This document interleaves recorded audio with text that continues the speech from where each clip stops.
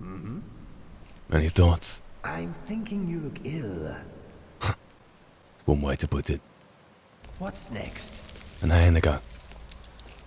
Thanks for doing this. You shouldn't be here unless you decided to bring Parthenax to justice. Speaking of which, you the same as her? Justice can be harsh, but it is still justice. Parthenax deserves to die. Yes. You take the old man, Delphine. Boss. She's mine. Hold on. What was that?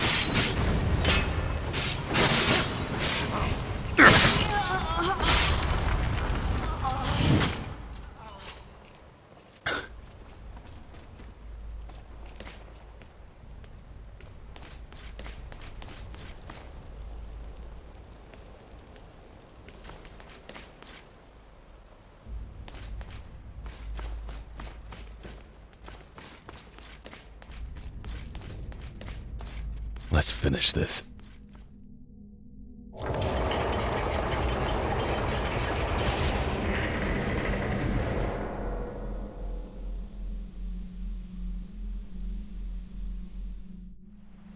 And there it is, friends.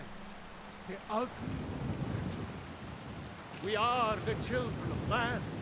Talos is the true god of man, ascended from flesh to rule the realm of spirit.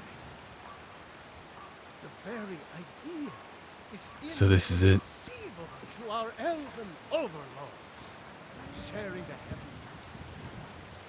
You ready? Man?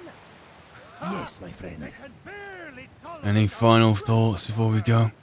Whiterun has some of the best air in Skyrim. There is a subtle dog breath aftertaste, though. I get that. This man with the big voice and the small brain needs to shut his face before someone shuts it for him. Let's go. You lead, I follow.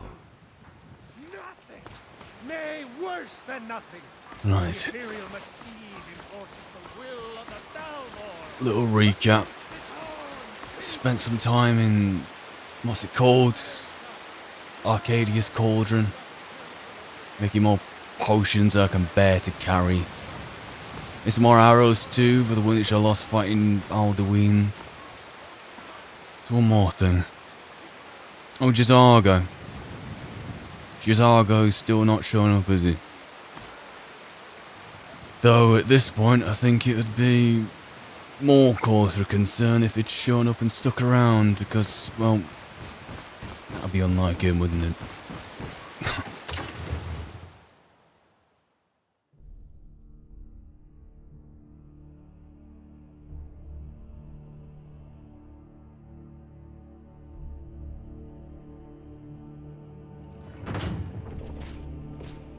I suppose the question is the news travelled fast in this case? Borgriff? We're ready, Dragonborn. Just say the word. You are always sunshine and roses, aren't you? Me and you are peas in a pod. As news travelled, you ready to spring the trap on the dragon? Got a truce in place, fulfill my end of the bargain. Now all you need to do is fulfill yours. As I promised, my men stand ready. The great chains are oiled. We wait on your word. The great chains. Alright, I'm ready. Let's go trap a dragon. No use hanging around any longer than we already have. My men know what to do. Make sure you do your part. I'm putting my city in your hands. When you say your men know what to do, this is exactly the kind of thing that if I had the will and we had the time and the level-headedness, we spend a couple of days rehearsing how to do this, going over certain scenarios and backup plans, but here we are now, just winging it. Pardon the pun. After you, I insist. Well, let's look for this great chain. Let's look for a stockade. How else would you and a spinny thing, a wheel. Let's see.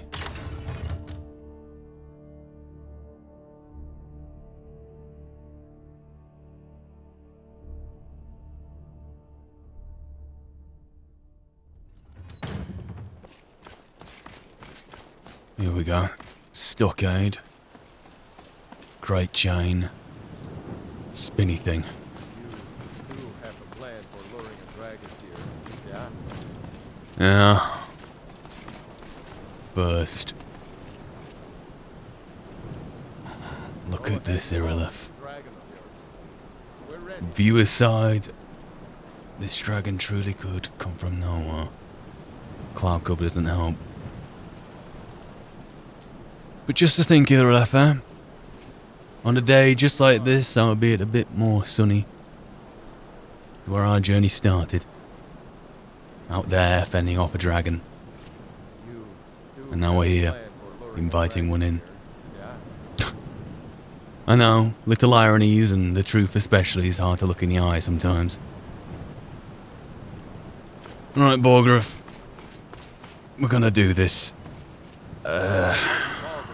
What were the words? We're ready. Oh, darling. Let's give it a whirl.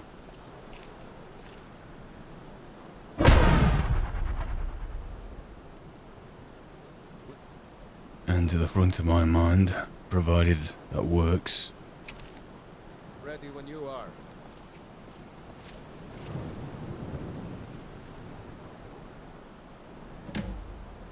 Not hearing anything yet. Hear that? No. Oh, here we go. Back it up. In it go. Bloody hell, man. Well, that were you. Right. Let's not pull a Norton and balls this up.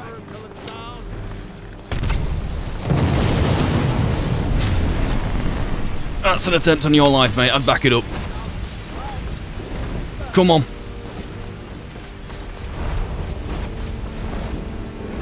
That's it, mate. Come on, keep running with me. Great. Just need to make sure it's comes in. In I go, mate. What can I do with you? Oh, I know.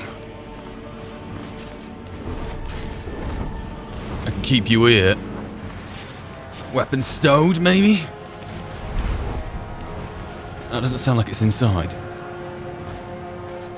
Great. How did he manage to take off? He managed to just come over this way again and go.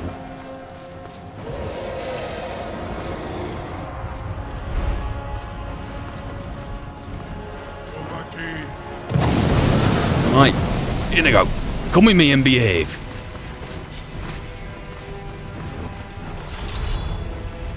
Thank you. We just need to come here. There's nothing suspicious about this whatsoever. And you stay here. Go on, have a go, mate. Come have a go at me. There you. And you can behave. Excuse me, my friend. You're forgiven. Almost. Futa mid Kodav, caught like a bear in a trap. Zokfrimi Grin Kogra Drunviki Dovakin. Ah, I forget. You do not have the Dova speech. My eagerness to meet you in battle was my undoing, Dovahkiin. I salute your, low cunning in devising such a Gramindol stratagem. Zuubonar, you went to a great deal of trouble to put me in this humiliating position. Pinsir Alduin, No doubt you want to know where to find Alduin. Credit where credit is due. Parthenax knows his own nature. That of a dragon.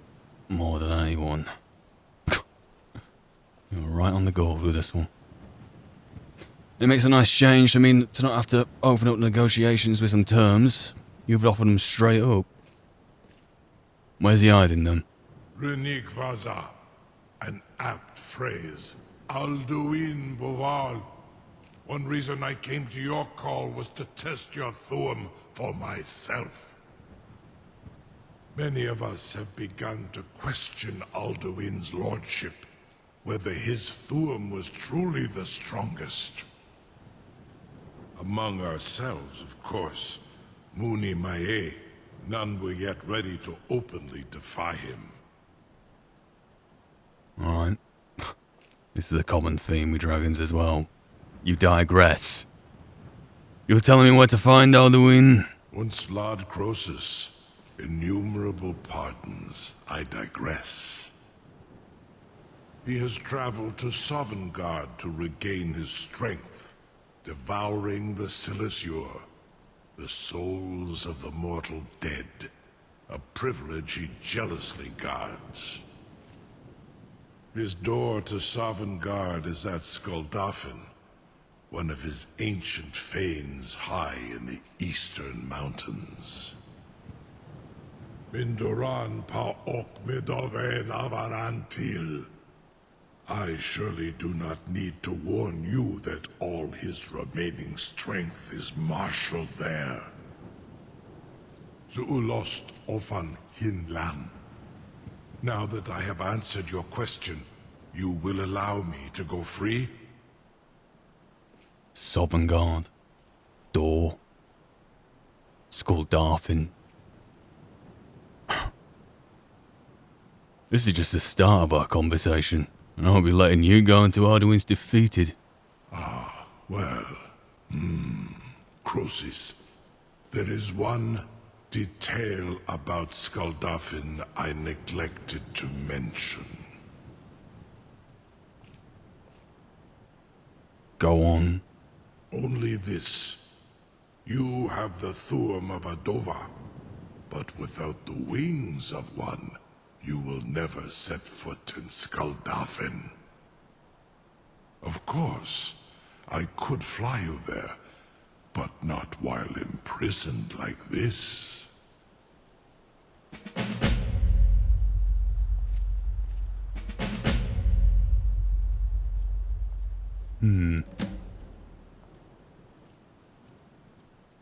I have some thoughts, but for now, we do appear to be at an impasse, don't we? Indeed, Orin Britbro. I cannot leave here until you defeat Alduin, which you cannot do without my help.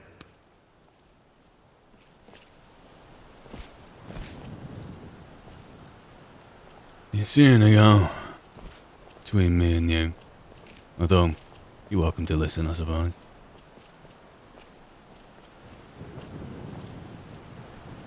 Incredible. Sir, you have no idea how long I have waited for such an opportunity. I would be most appreciative if you would permit me to perform some, tests on you. I've never heard him so excited in all my days. Be gone, mage. Do not test my promise to the Dovahkiin. I assure you, you will not even notice me. Most of them are hardly painful at all to a large dragon such as yourself. Farengar, very bad idea, even for you. For once, I agree with you. And even this new Whiterun waltz you both seem to have perfected. Surely you wouldn't Anyway, his negotiating position seems to be he's the only one who can fly me over to this Skuldafn. What are you doing back there? That's his only hand. He doesn't seem to know that there's... Ow!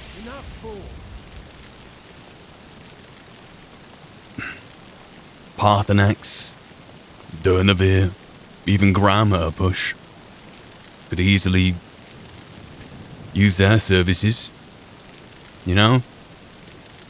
But then again, maybe it's more beneficial to use the services of a dragon who's perceived to be an ally of Alduin, instead of flying in already spectacularly on the back of a dragon, which may be seen as a threat and brought down quicker than, well, nothing be really quicker than how I'll be brought down. And splatting on the rocks. Any thoughts yourself?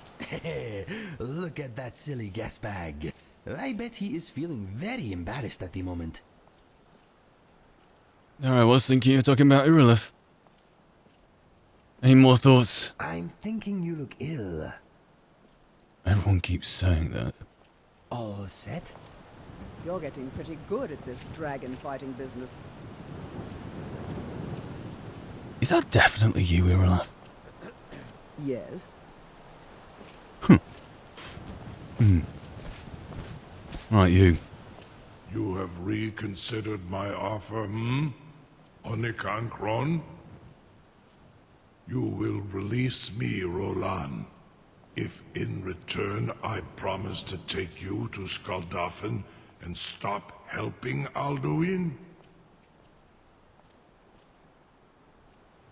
There's still this matter of trust. Zuni Tarodis, it was you that lured me here and took me prisoner. Vobalan Gramidon, I have done nothing to earn your distrust. Okay, as much as I love this power imbalance and would love to prod you further, you know, with the last few days I've had, you'd know I had nothing to lose. So, sent me to Skaldafn, drop me there, that's all you have to do, Irilith. I know you exist, darling. Onikan Korav Gair Mirad. It is wise to recognize when you only have one choice.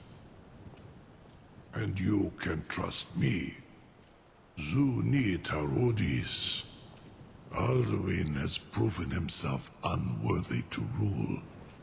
I go my own way now.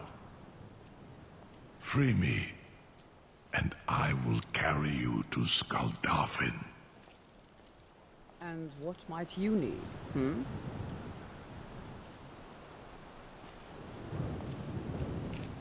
She's definitely coming on to me.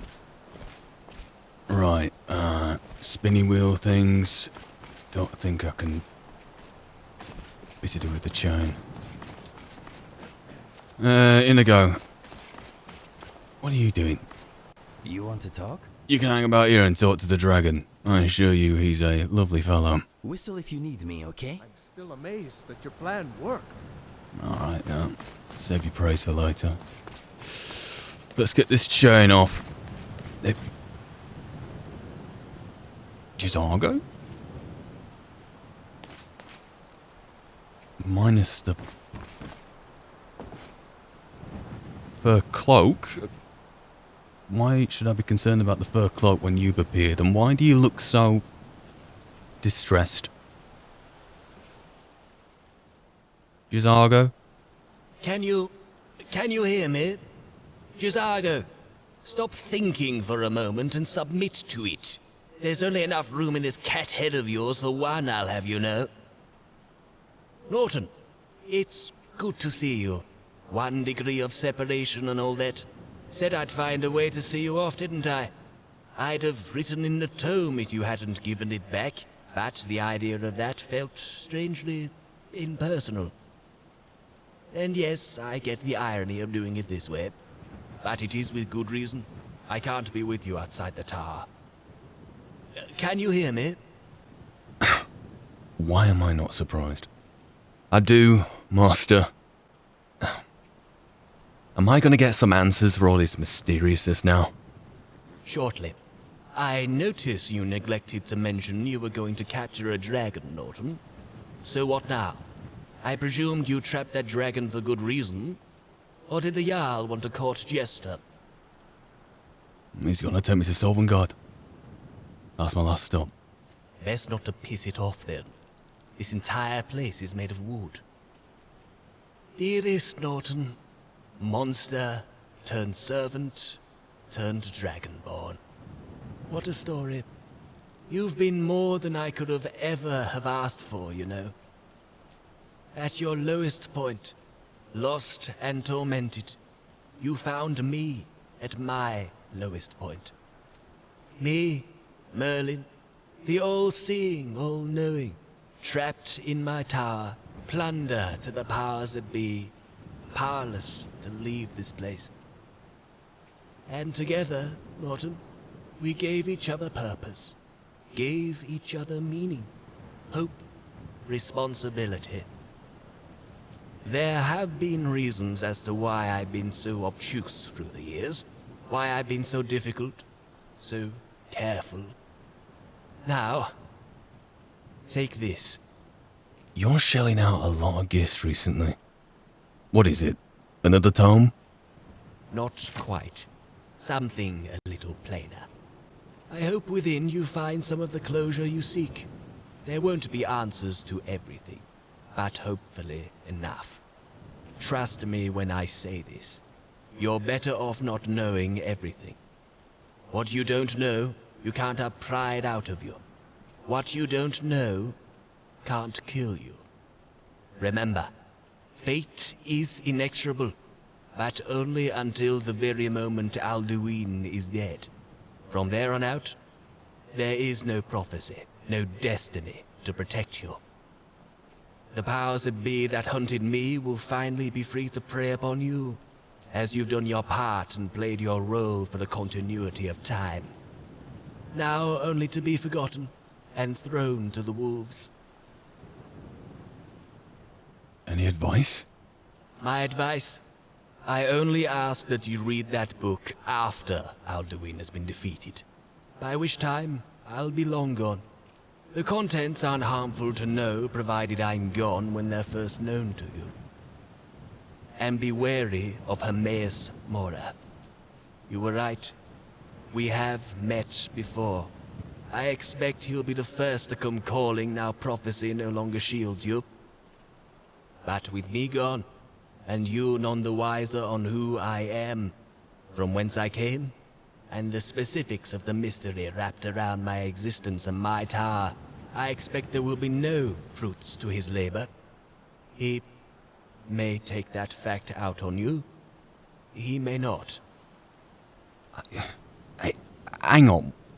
Is this entire quest been some sort of play against him in particular? All will be explained within the book.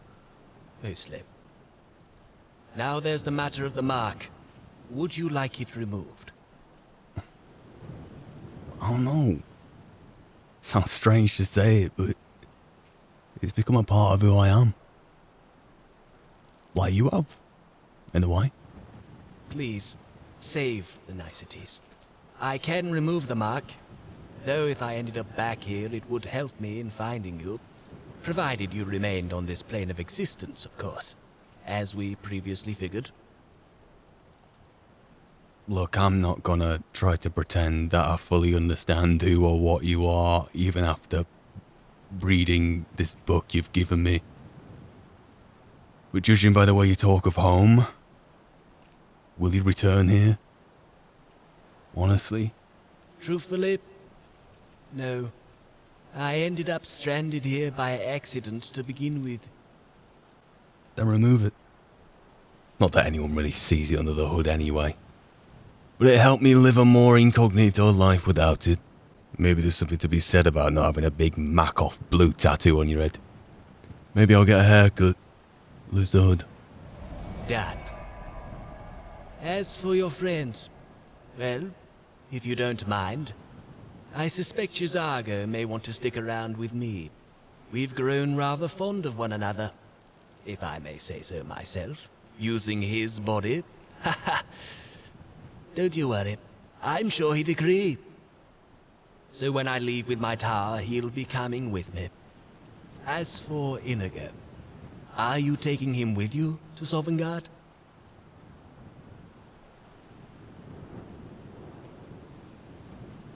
Oh, it's just me and you. It's my prophecy. My lonesome road to walk. I'm not gonna lose another friend to it, no matter how willing. Of course. He won't like it, will he? Not that we're close, me and him. But just look at the way he looks at you.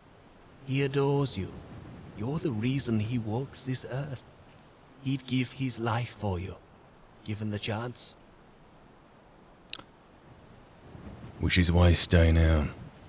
He won't let you leave without him, you know. Even if he has to push you on the ground and sit on top of you until you give in, he won't let you leave. Not this time. I was thinking maybe you could do something for me. I'm all ears. I have a teleportation spell that'll bring him right to me. He knows that. And he thinks I'm gonna use it. But I'm not gonna.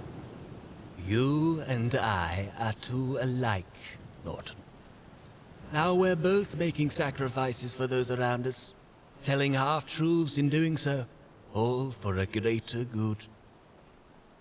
When I'm gone, break the news to him, yeah? Tell him you can meet me at the throat of the world. When the greybeards can escort him up. I'll do it. Thank you, Master. And that'll be the last time you call me Master. As for the dwarven constructs, the two Teldrins, and your Reekling fellows, I take it you have nothing against me taking them too? No. I hope the Reeklings don't tear your beard out. They'll bloody try. As for Kaja, what can I say? I am so sorry, Norton. Yes, he did crap on the rug that one time, and I'll never forgive him for it. But, well, he was your friend. He meant a great deal to you. And for that, I am truly sorry. Now, I think I've hogged enough of your time. Norton, it's been quite the journey. Well, thank you for everything. You always were a pitiful servant, you know. But, as it turns out, quite the adventurer. You've helped me in finally going home. You stand on the precipice of saving this world from the World Eater. And I hope, in some sense, despite recent events, you've helped yourself. Go on then. Say your farewells, and let's put things in motion. We'll see you off, won't we, Jazaga?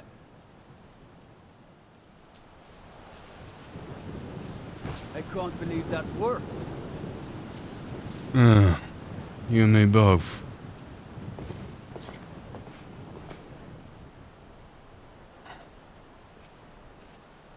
Is this the one? Was du? Dini dein Rufe Aswan. Give him some space. I suppose there's still Dragon Rend if you don't uphold his side of the bargain. Jazago. Merlin. You'd think after all this time I'd had a speech written, wouldn't you? To be honest, it feels false. This don't feel like goodbye. Maybe it'll hit me when I read your book. But thank you for everything. Even that which I don't know yet. Inigo. Hey. You are really going to ride that beast, eh? You continue to be the most impressive and reckless person I know. I try my hardest.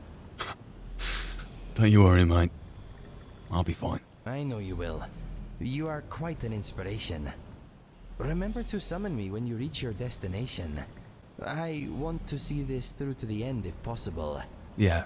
Look after yourself, my friend. Do you need anything from me before you go? Just your undying love as my best friend. Come here. Fly well, my friend. I wish you all the luck in the world. Not that you need it. Come here. And yeah, I was about to say you have a pleasant surprise waiting for you when you get up there, but it's a surprise. That's about all I can call it. Go have a chat with Jazago. And yeah. Let's see you on the other side.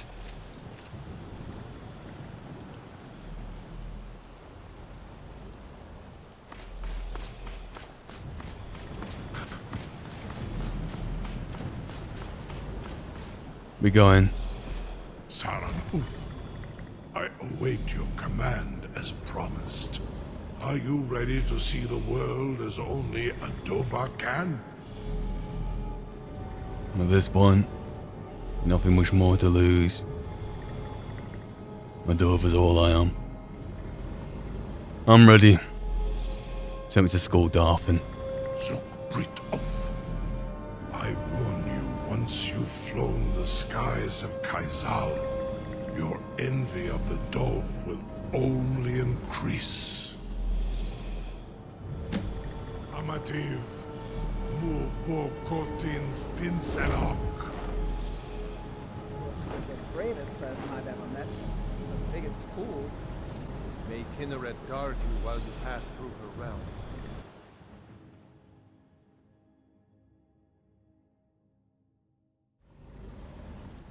This is as far as I can take you. Grifboth Akrin. I will look for your return. Or Alduin's.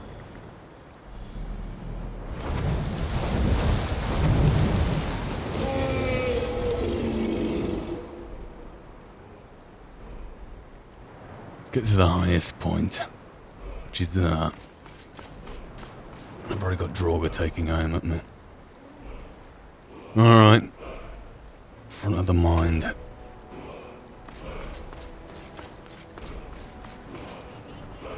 Let's do this.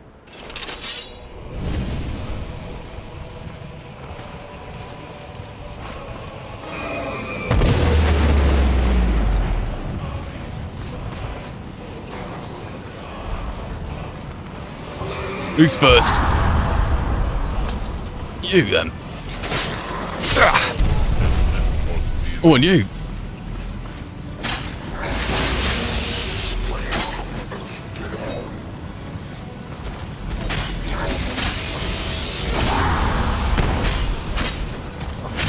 A few knocks over the head happens to do that to you, I suppose. Yeah.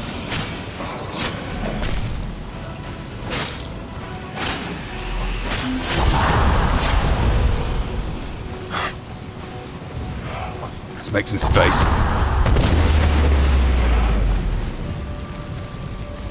I've seen anything in the bloody trees.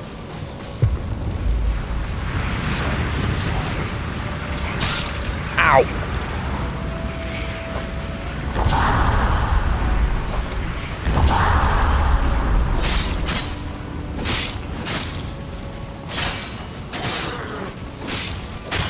Ow! Do some swigging. I'll tell you what, let's grab some of that as well.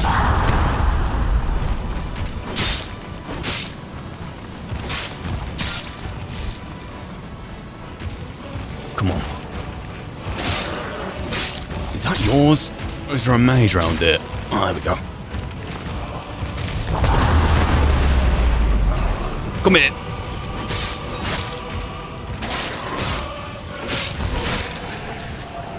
Ow!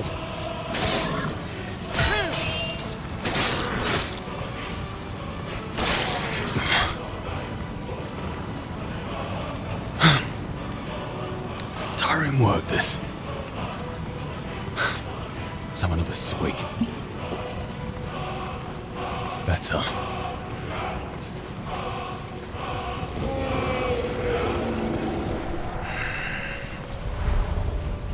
Now you coming to me or am I coming to you? Ah! Question answered.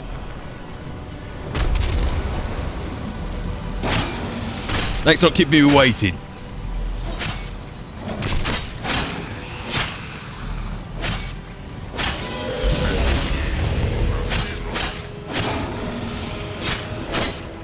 I'm gonna keep on swigging and keep on swinging.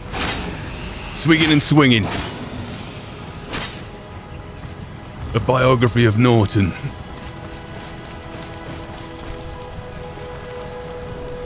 Bloody hell, look at the sides. Oh, that and kicking down doors.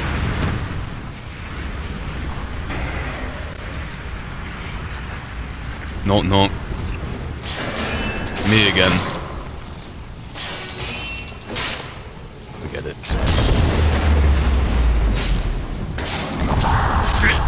Ah.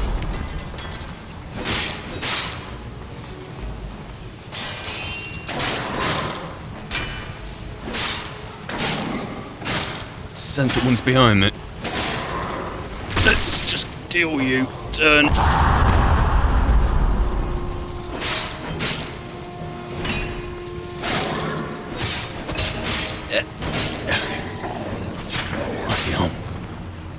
Thought you guys knock as well. And more swinging.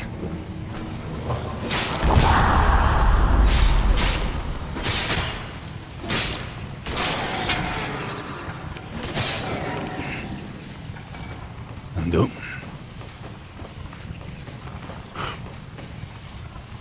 What's up? There it is. How about two? Material wealth should have stopped being a thing to me a long time ago. Is this outside?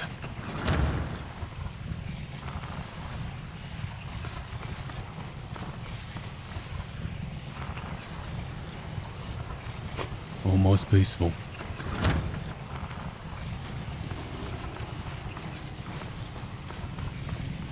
Same place. Alright. I don't know.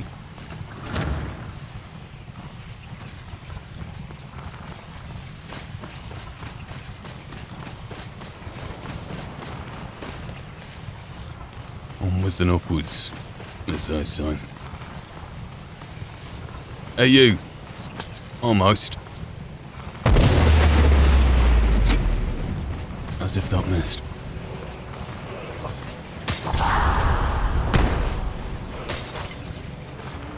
What was that? Cheeky bastard.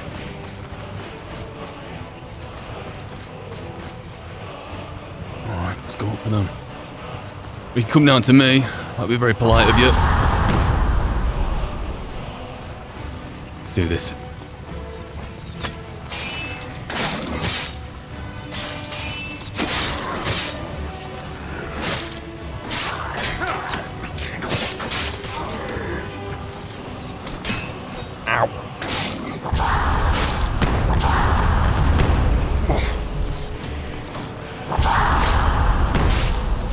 More swigging.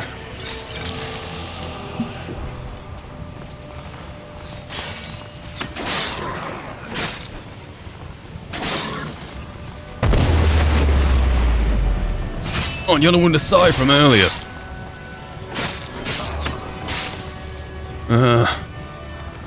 Healing. The red one's Norton for your own night. Come on.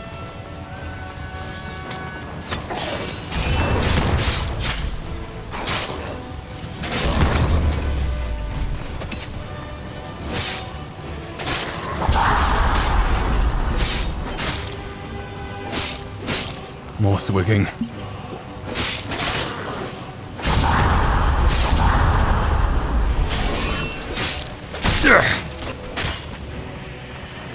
I know you're there, no need to hit me.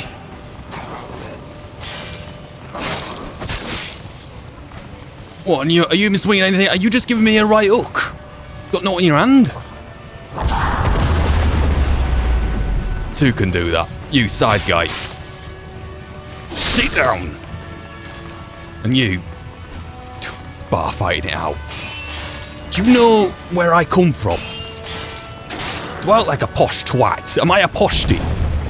No. I'm a bar fighter. And a right bastard at that. Here we go. One at a time, will you?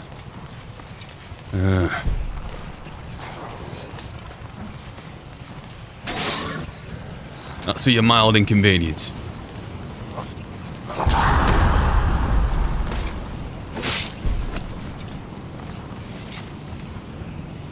Come on. Sorry, I had some performance anxiety about shouting at you. All better in the end.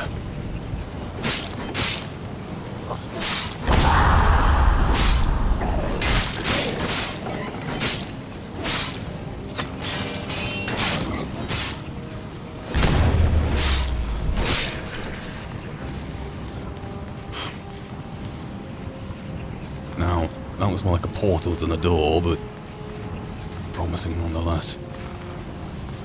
Oh.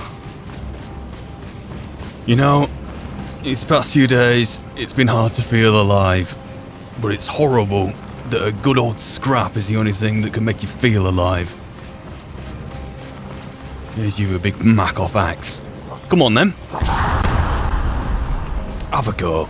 Dare you, let me have a swig. Don't be shy.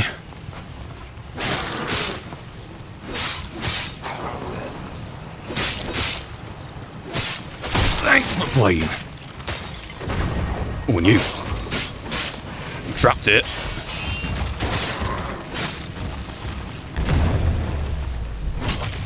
Bugger.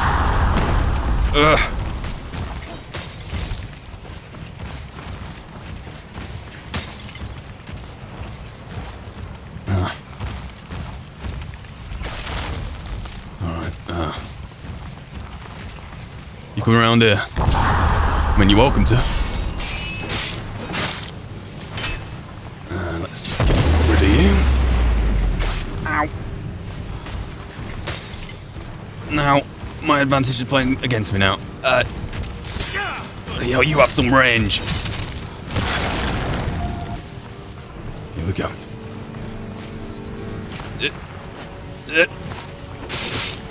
Yep, you got your hitting. There's mine. That's you. And that's just the chest, is it? Alright.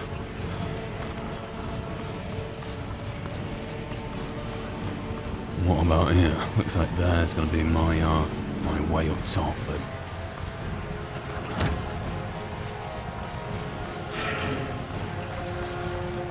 me again.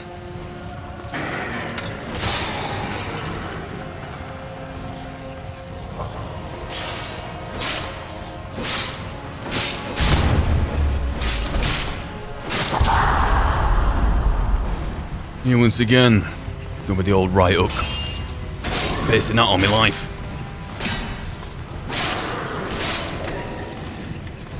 Any more of you?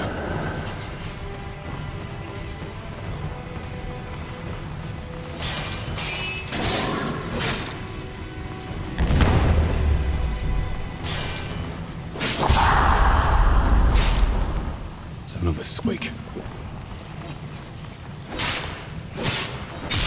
Ow!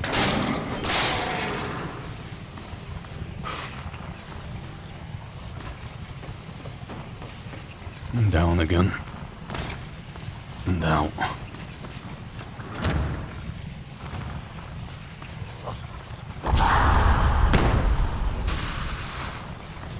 Is this you from earlier with the big mack-off axe? I'll see you later. Again. Unless... I think he kicked the bucket. Again.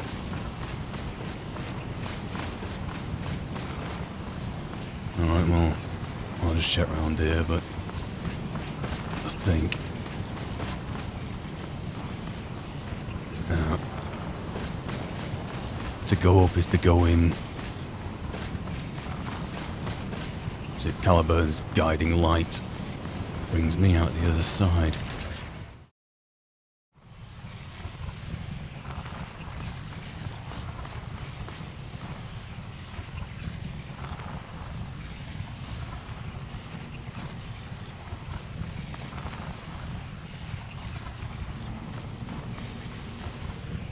Useful.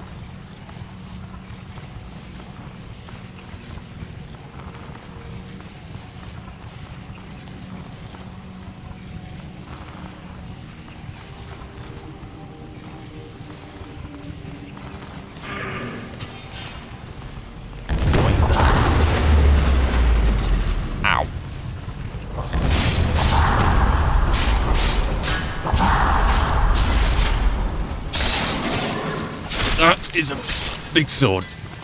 Yours too.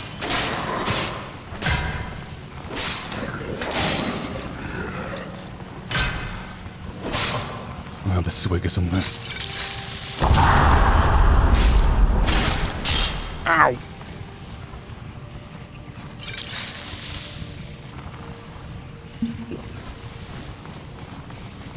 All these hits over the head can't be a good thing, but then again, that stopped me before now.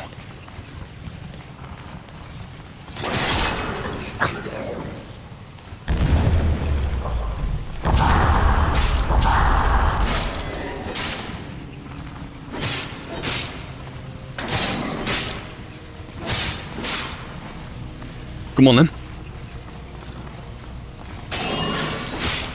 Unlucky.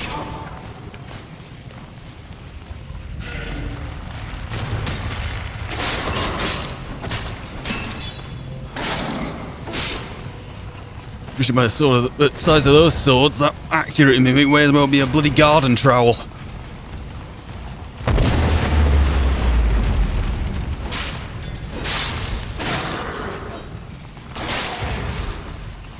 Go around the other side.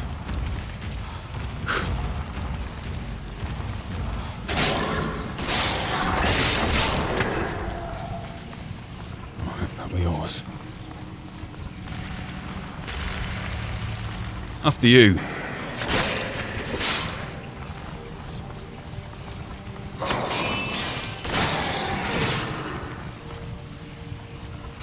Why'd I let him do that? I'm relying on this armor too much to stop arrows.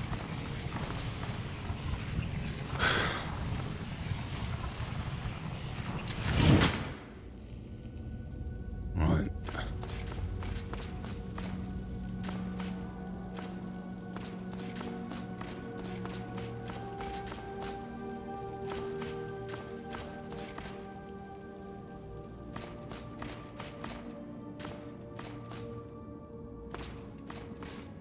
Okay. So we've got symbols for the outer left and right, but the middle rotates based on which gate I want to open.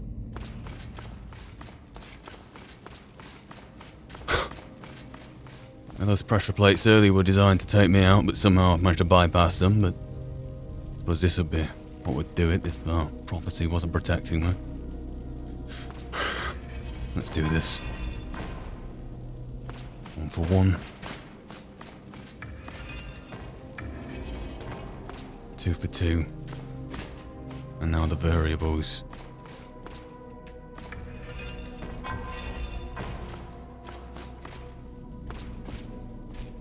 Let's try that.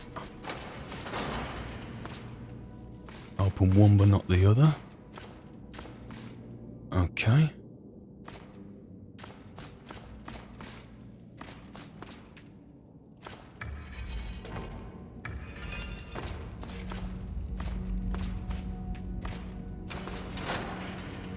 There we go.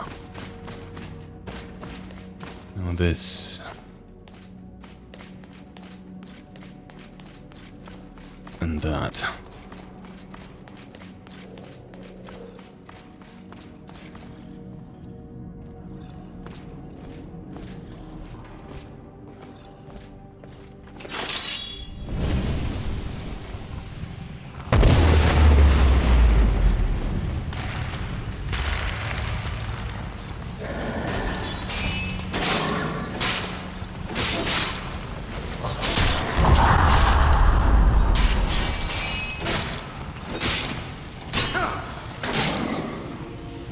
Okay.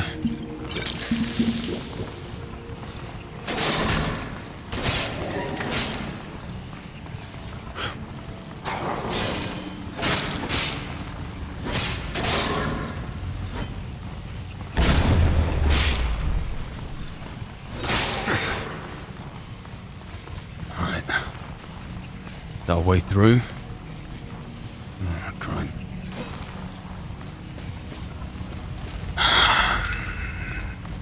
This is the only time where I'm tempted to summon Inigo. It's not in his best interest. You. Last but not least. You.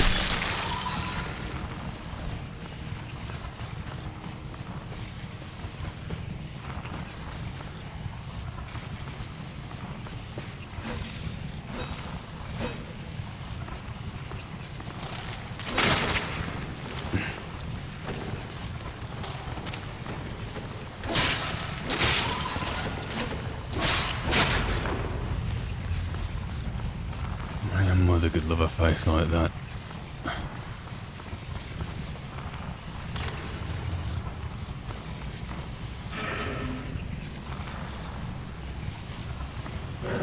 Death Lord in the rafters. There you go. Fair trade.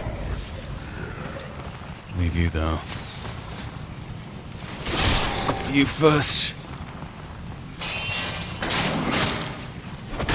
Ow.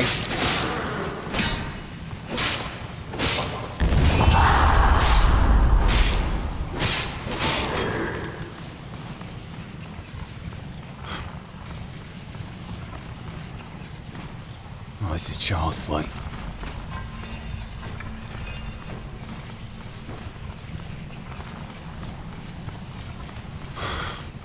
I used to theorise that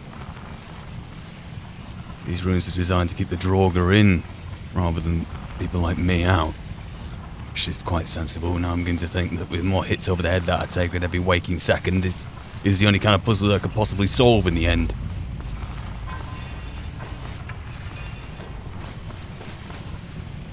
Let's try that, I'll say help me, Akatosh. Alright. Is there another?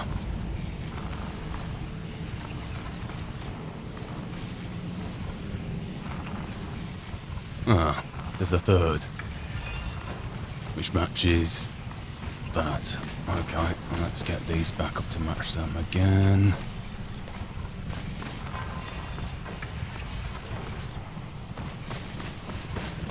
Yeah, these are definitely designed for me when I've taken a few hits over the head.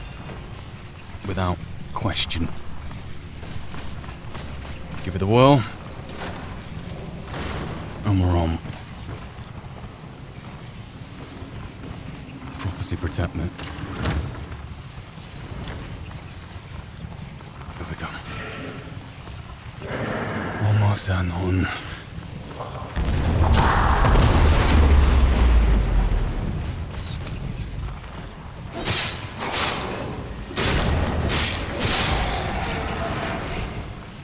Always gotta be the mages first.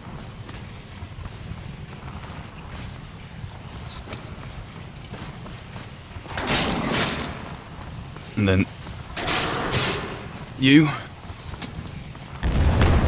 Ow. Pretty line of sight. Force the arrow to be loosed. Maybe. No. Fine. Let me take a swig. Just drop down on you. Why not?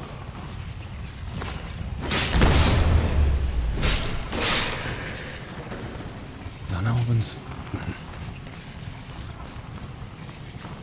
Don't ask any more questions, Norton. Not for my small head.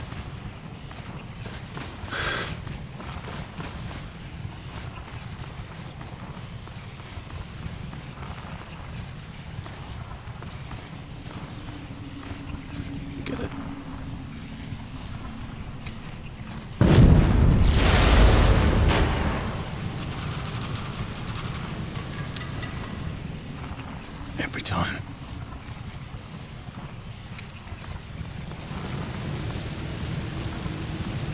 That's a healing potion. May as well nab it. Ultimate. At least I think I read that.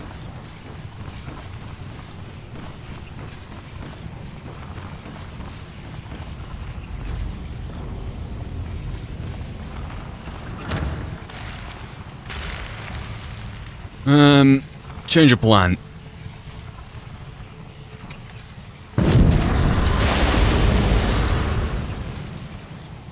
And there, front of my mind again.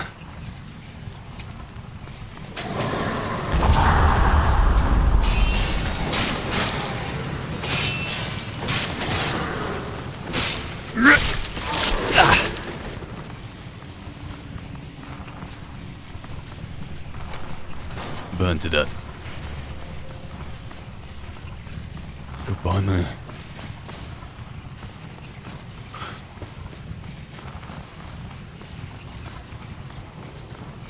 Okay, this looks promising.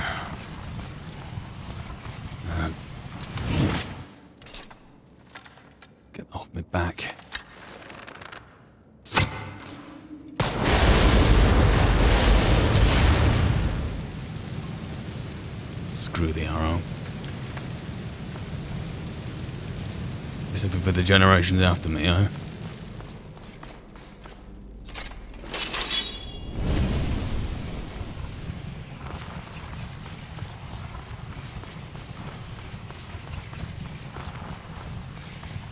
You better have a claw.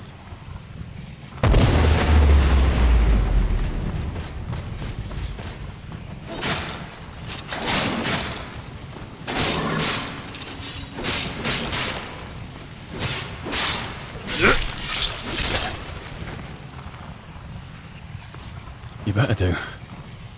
And you do. Okay.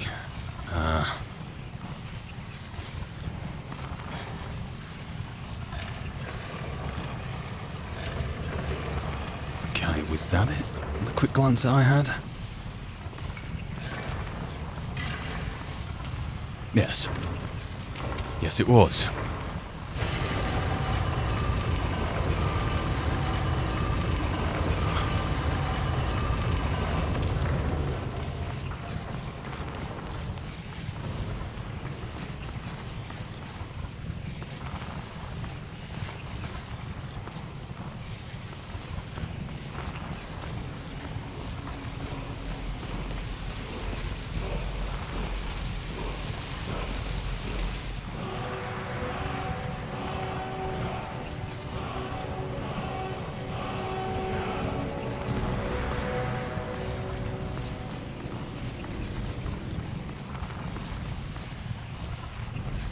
What got you?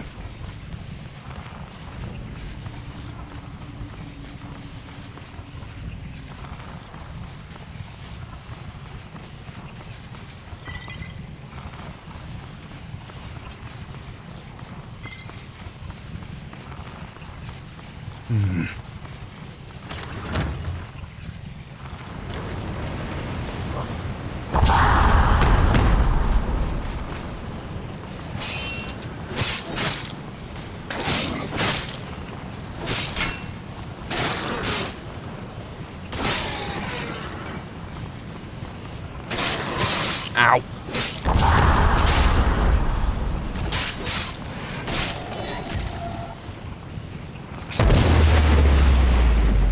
Unlucky. No, how could I miss that? Almost there.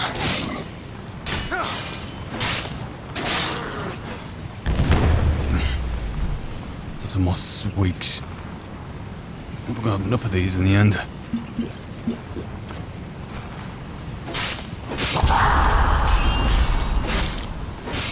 You're about as slow with that as I am with this right now, so we're even.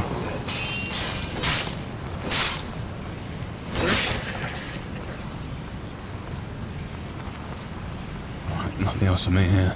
No.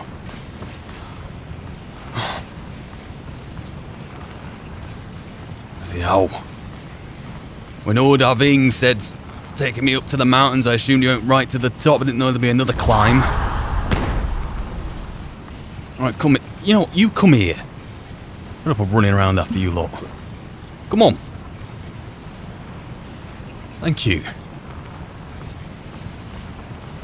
Be a gentle one for once in your life.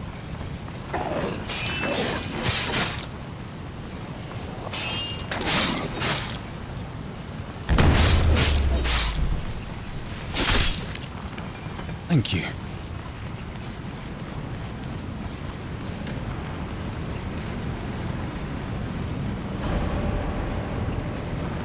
Bugger. That doesn't look ominous.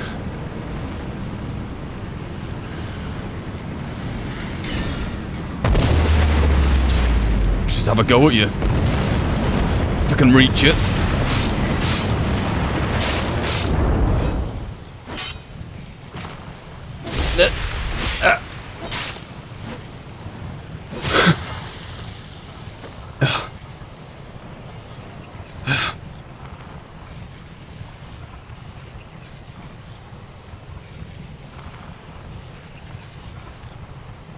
Is that it? How do I open it again? Is it?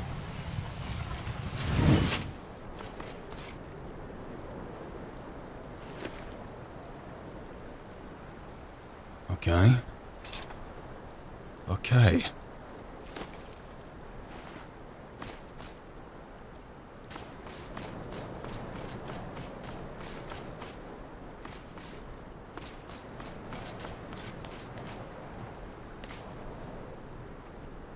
Okay, that's not going to fit the mass, but the staff.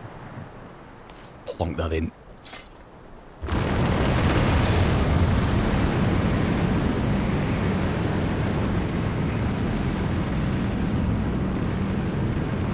Oh, that's beautiful.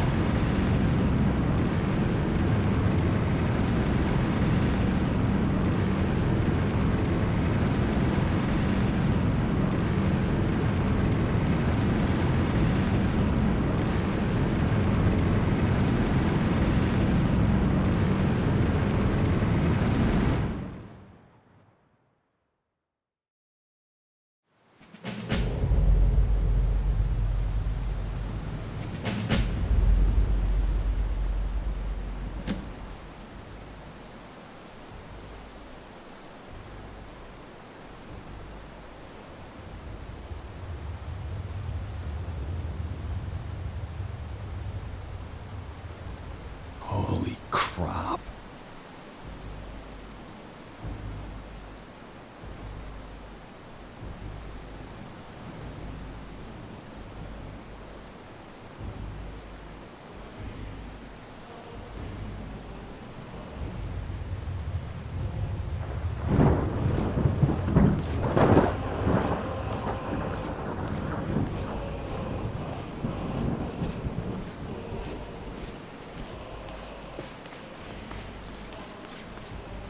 Sovngarde.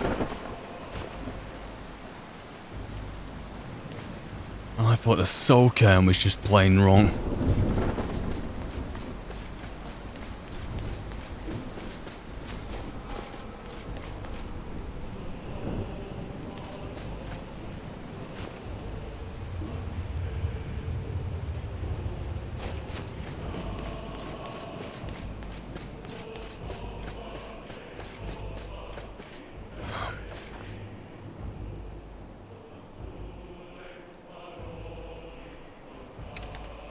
Let's try.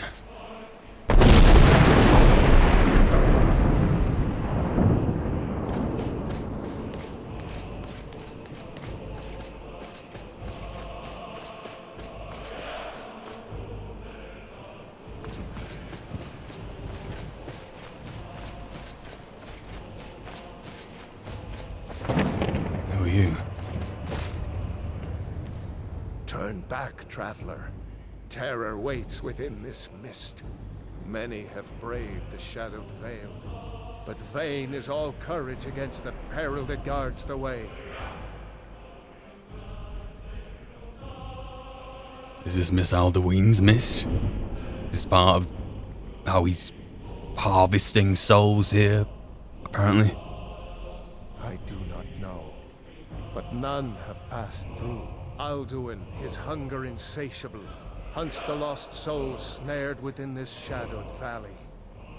Can you lead the way to where Shore's Hall waits, beckoning us on to welcome long sought? Can't guarantee it. Shore's Hall. Can vaguely guess that what it is. I'm not exactly the most well-read person upon Nordic culture. Even my own, for that matter. Yeah, you look at me like that. I'm just a run to Velita. That's all I've ever been. I'm presuming it's down at the far side. I saw it fair when first I trod this long-sought path. The pain and fear vanished, dreamlike, and a vision beckoned. Shore's Hall, shimmering across the clouded veil. Quenched was hope by the shrouding mist. My mind is darkened. I've lost the way and wander blindly. Hurry, before Alduin your life devours. Bring word to Shore's Hall of our hard fate.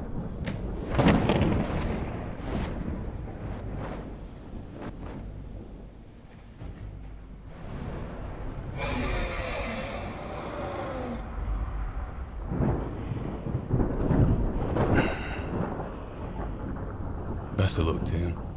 Beware. The World Eater waits within the mist.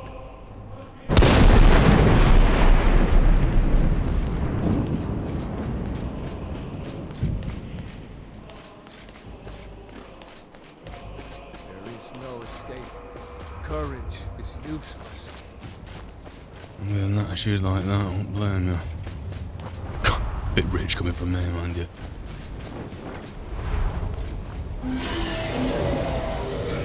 Godlike? When I woke from cold death, my doom was lifted. There was Shore's Hall, my heart's desire. But now I wander, weary and lost. Alduin hunts me, as we once hunted our prey. A bitter payment for many bloody deeds. You're actually here. Turn One back piece of before he finds you. one piece of good news.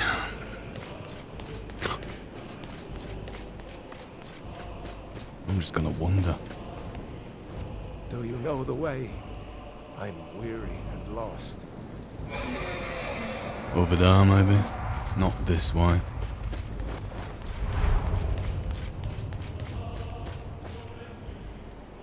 Who are you?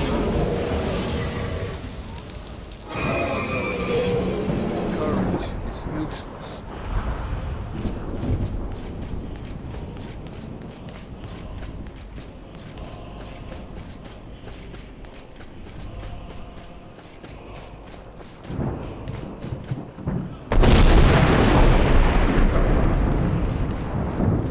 Turn back before he finds you.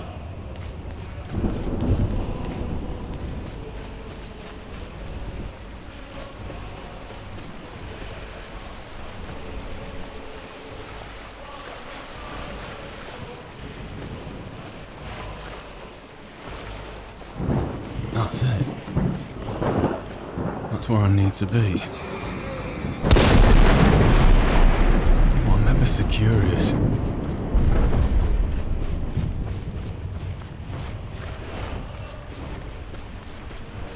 What or who else am I gonna find?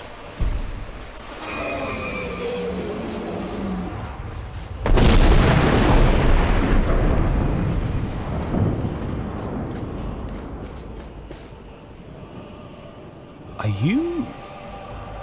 When Ulfric's Stormcloak with savage shouts sent me here, my sole regret was Fair Elisif, left forlorn and weeping. I faced him fearlessly, my fate inescapable, yet my honor is unstained. Can Ulfric say the same? Oh, she still loves you very much. And you? Do you know the way? I'm weary and lost.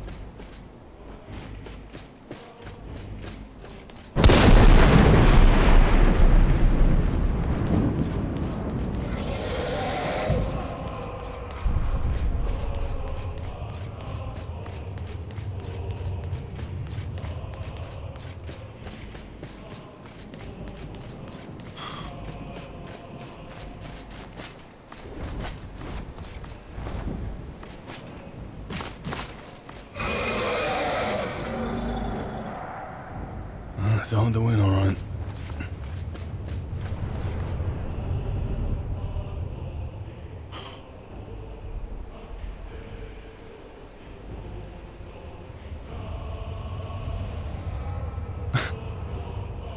I know this is a Nordic afterlife, but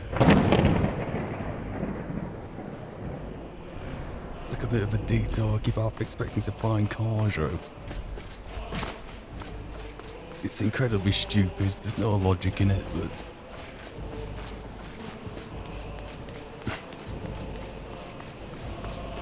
stupid how... What brings you, Wayfarer Grim?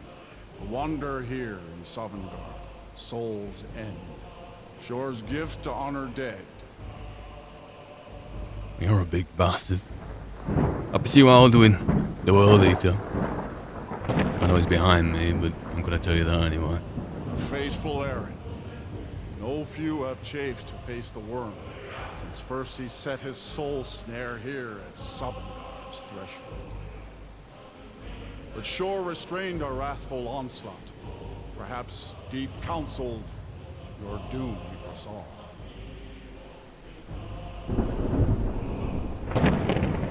Up, Shor's all behind you. Might I go inside? No shade are you, as easily here passes. Living, you dare the land of the dead. By what right do you request entry? Not by being a dark elf, let you tell me that. Come on, have a sense of humour. You only have a sense of humour in times like this. We're at a birth. Prophecy. It's the only thing I got bloody left. I'm Dragonborn. Ah. It's been too long since last I faced a doom-driven hero of the Dragonblight. Can I go in? Living or dead, by decree of Shor, Can I go in? none may pass this perilous bridge till I judge them worthy of the warrior's test.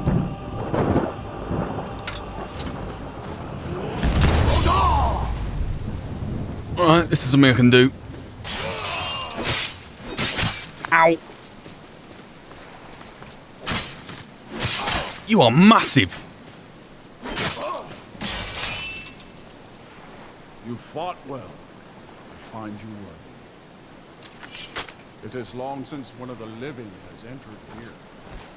May Shor's favor follow you and your end.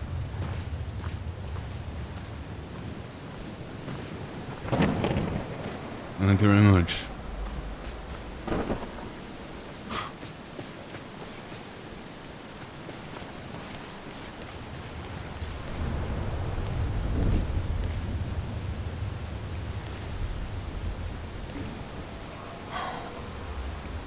Wow.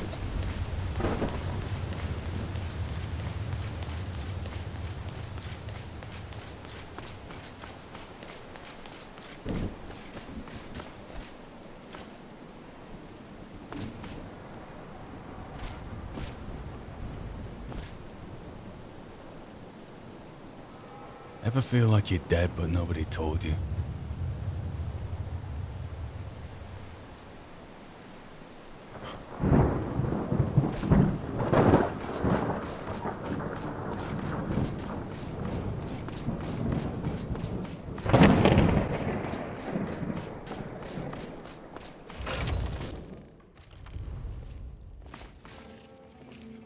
Welcome, Dragonborn. Our door has stood empty since Alduin first set his soul snare here. By Shor's command, we sheathed our blades, and ventured not the Vale's dark mist. But three await your word to loose their fury upon the perilous foe. Gormlaith, the fearless, glad-hearted in battle. Hekon, the valiant, heavy-handed warrior. Feldir, the old, far-seeing and grim. Those are the three Parthenax mentioned, but The three await your word. look at the size of those On the perilous foe. beer barrels. The three await your word to loose their fury upon the perilous foe.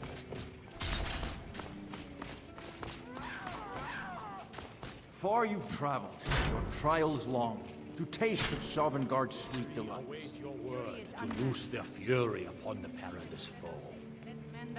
Do I know you? Seek ye You. food or song I'm on sorry, any- you Nords, you always look the Fighting, same. drinking, fellowship, and boasting. Find welcome here. Warm your soul. It's only one of those, though. You're Isgrimor! Like, wow.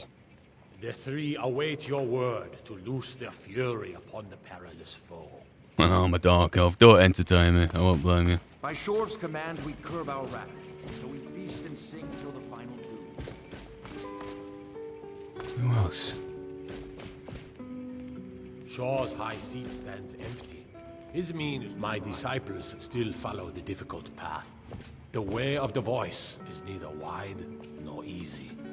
But if you Jürgen stray from Windcaller. wisdom, then to Sovngarde you will not return.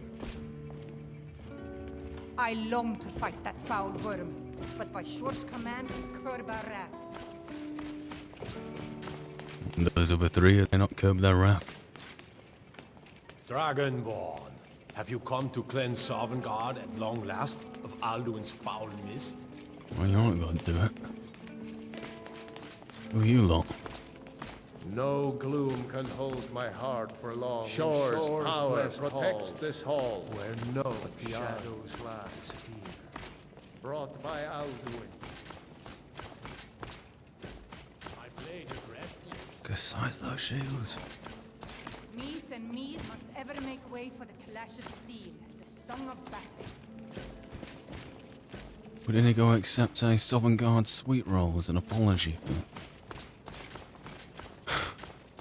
this? Oh, he'd love it here. Why does Shore forbid us to face Alduin? I fear no worm.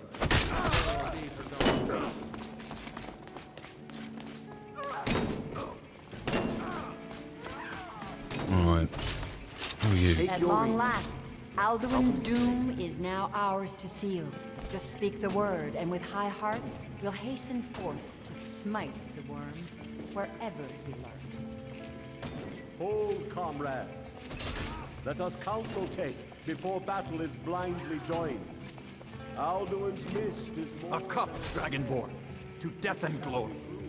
Is his shield Joe, and anyone give me a drink? But with 4 voices joined, our valor combined, we can blast the mist and bring him to battle. Feldir speaks wisdom. The World Eater, coward, fears you, Dragonborn. We must drive away his mist, shouting together, and then unsheath our blades in desperate battle with our black-winged foe. To battle, my friends! The field will echo with the clamor of war, our wills undaunted. That bard is drunk.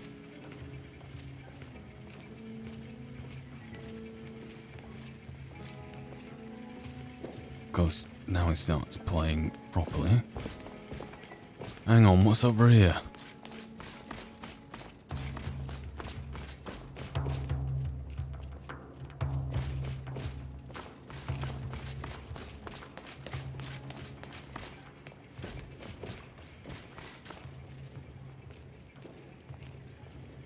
If it is our lot to end, we'll live in song, if not in soul. At Sovngarde's gates, I'll meet my fate with mirthful heart, and know I fell in noblest cause. Now ends this tale. My eternity be damned. This really is it, isn't it? Take your ease. Let troubles fade. Let's go.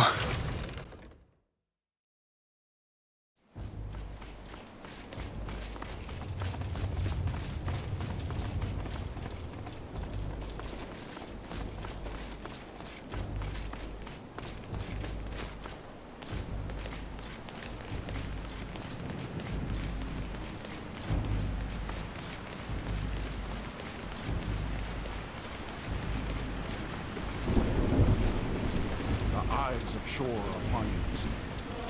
Defeat Alduin and destroy his soul snare.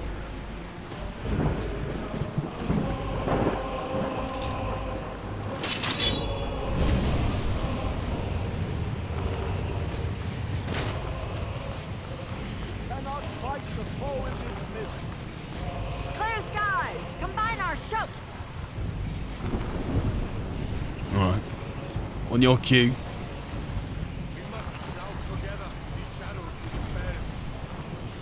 Alright then, I suppose I'm the alive one.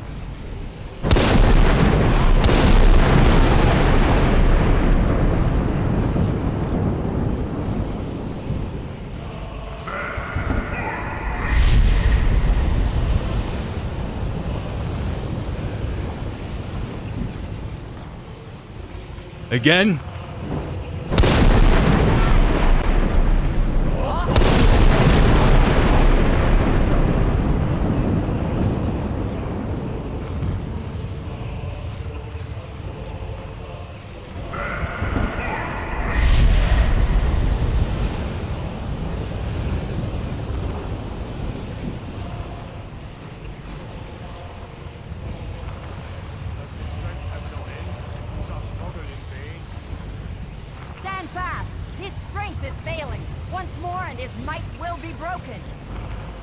again, and we break his grip hold over Shore's realm, and we keep it for eternity.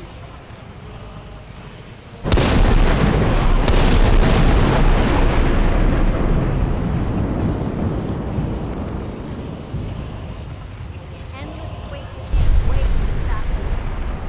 No escape this time, you foul worm.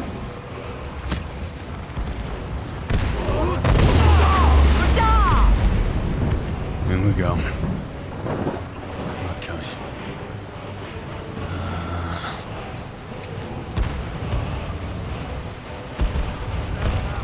Okay, I'm gonna rend him. I'm gonna try to bring him down center here, and then we can lay into him. Is that a hunting bow? Really? It's like I'm an indigo around here anyway.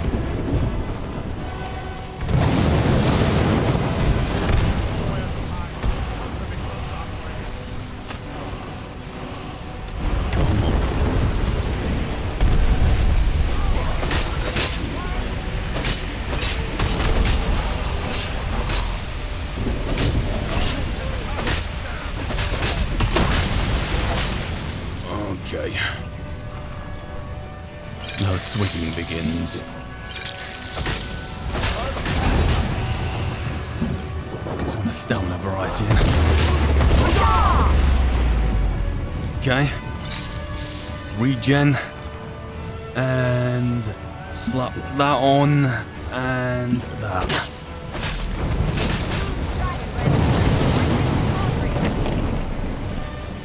Don't fancy joining us?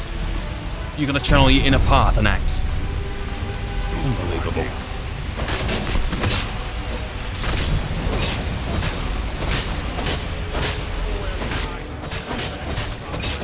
Stay down there.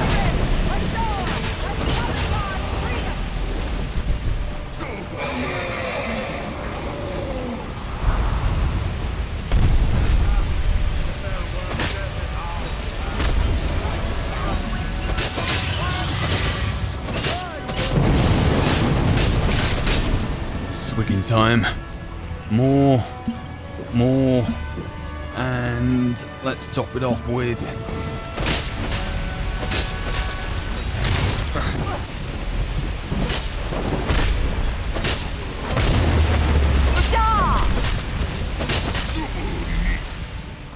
And right in the face of you.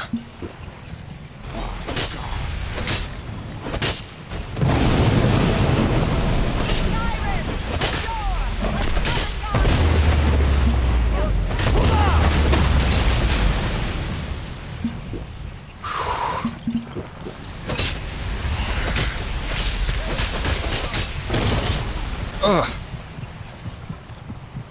You could really do your help down here.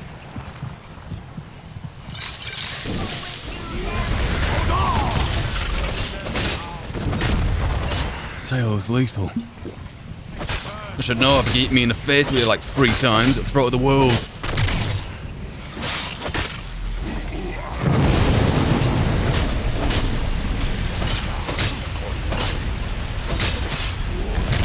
Sorry, darling. I think I need to back up a little bit. Where's he got? Where's he getting stuck in now? Too much to work for.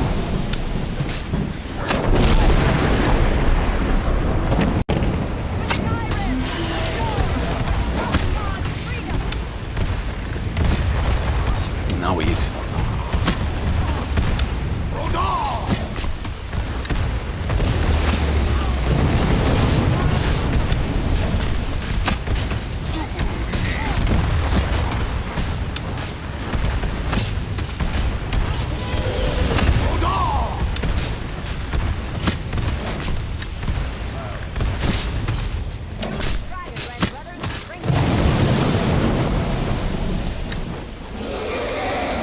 Alright?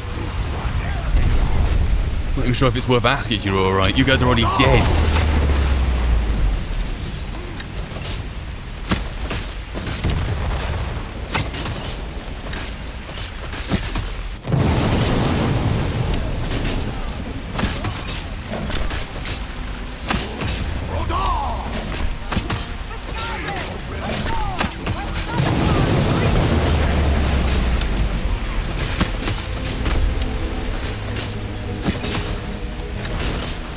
yeah, this is working.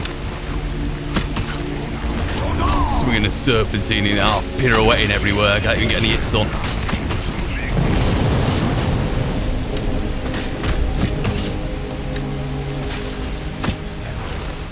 That tail, man.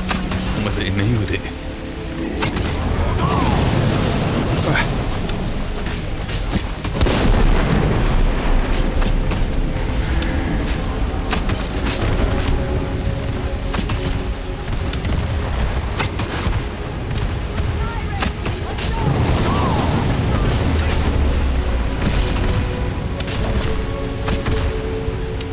Looking good.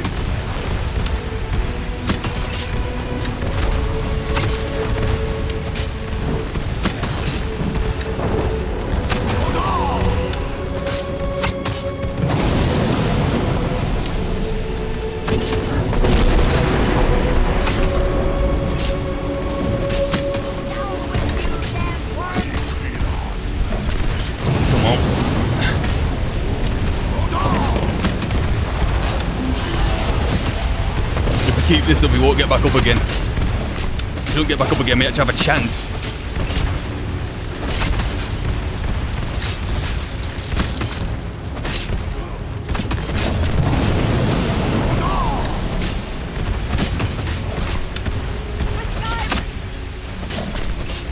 I am so sorry.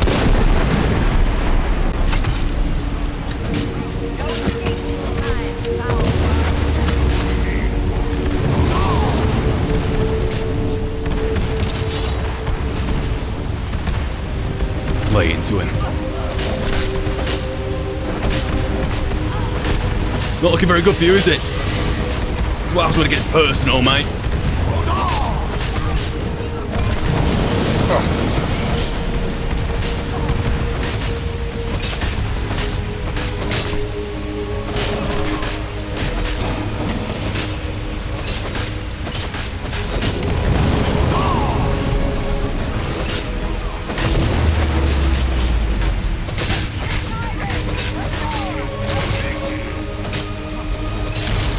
Come on, keep it up.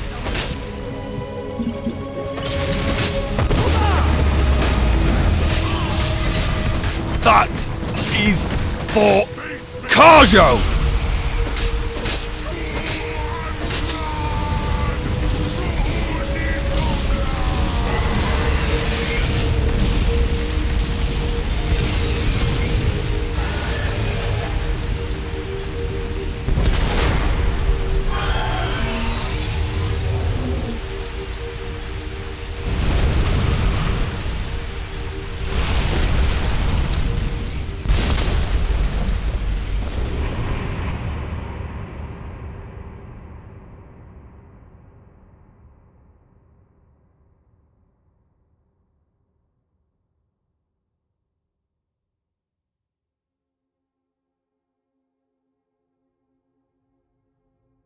The Treasures of Skyrim, a story of Merlin.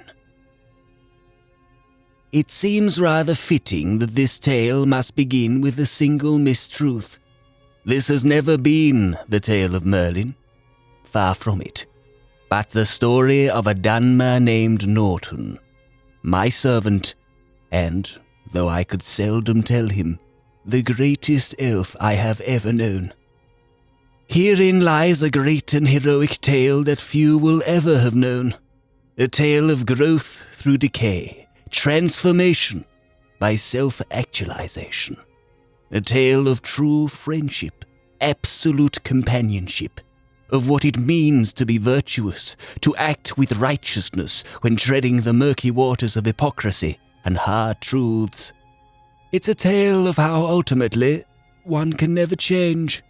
There is no redemption to be found here, rather that above-stated self-actualization, of recognizing who one is, what their role truly is, achieving it by reaching one's most lowest, most monstrous point to mantle a prophecy decreed from the highest point in this world, and doing so only after doing everything in one's power not to. I have no doubt that in time, many will know a version of this tale. A reduced, boiled-down telling, rewritten, reimagined, even defaced and deformed into whichever tale the beholder wishes to tell. A once precious truth falls in these pages unheard. In Tamriel, it's a tale at the mercy of a storyteller's imagination, a tale that, I am in no doubt, will be reduced to a story of how the mythically perfect last Dragonborn, heroic and virtuous by nature, was produced faultlessly by prophecy to save the world from the World Eater, Alduin. The story I tell here is not of the mythic Dragonborn, but rather a dark elf named Norton, who happened to be Dragonborn. That, amongst a number of different things. Some ugly, others worse than ugly, and at times endearing. And once I have told this story here, it will be forgotten, as all truths ultimately are. It is within this book I wish to tell his tale unfiltered, and I will. But there are questions regarding myself that first have to be addressed. And, my dear Norton, I will address them in speaking directly to you. I still must remain vague, but hope to give answers that would not put you in undue danger. For I, Merlin, a powerful wizard, bearing the moniker of the all-seeing, all-knowing, have been ensnared in a great irony. Far from all-seeing, far from all-knowing, I have been stranded here. A victim of a hunt by the powers that be, and ultimately rendered impotent in even helping myself. For I, a traveller of worlds, have been trapped in Tamriel. I've been ensnared, prey in my only safe haven. And in the end, only my servant could save me, even if it meant sacrificing my own relationship with him to protect him in the process. Without going into too much detail, I arrived in Tamriel on accident. I had marked the course for home, for Avalon. My heart has ached for it ever since, my mind obsessed with the idea of going home, and what I needed to do to make that happen. In short, it takes a great deal of energy to move from place to place. It's not something to be undertaken lightly, which is why having something go wrong, becoming lost, stranded, trapped, is a genuine risk. Once stranded in a place with a diminished tower, there is only one way to leave. Harness the power of that place, the most powerful thing one can possess, and gather it all in a single place at a single point in time to harness its energy.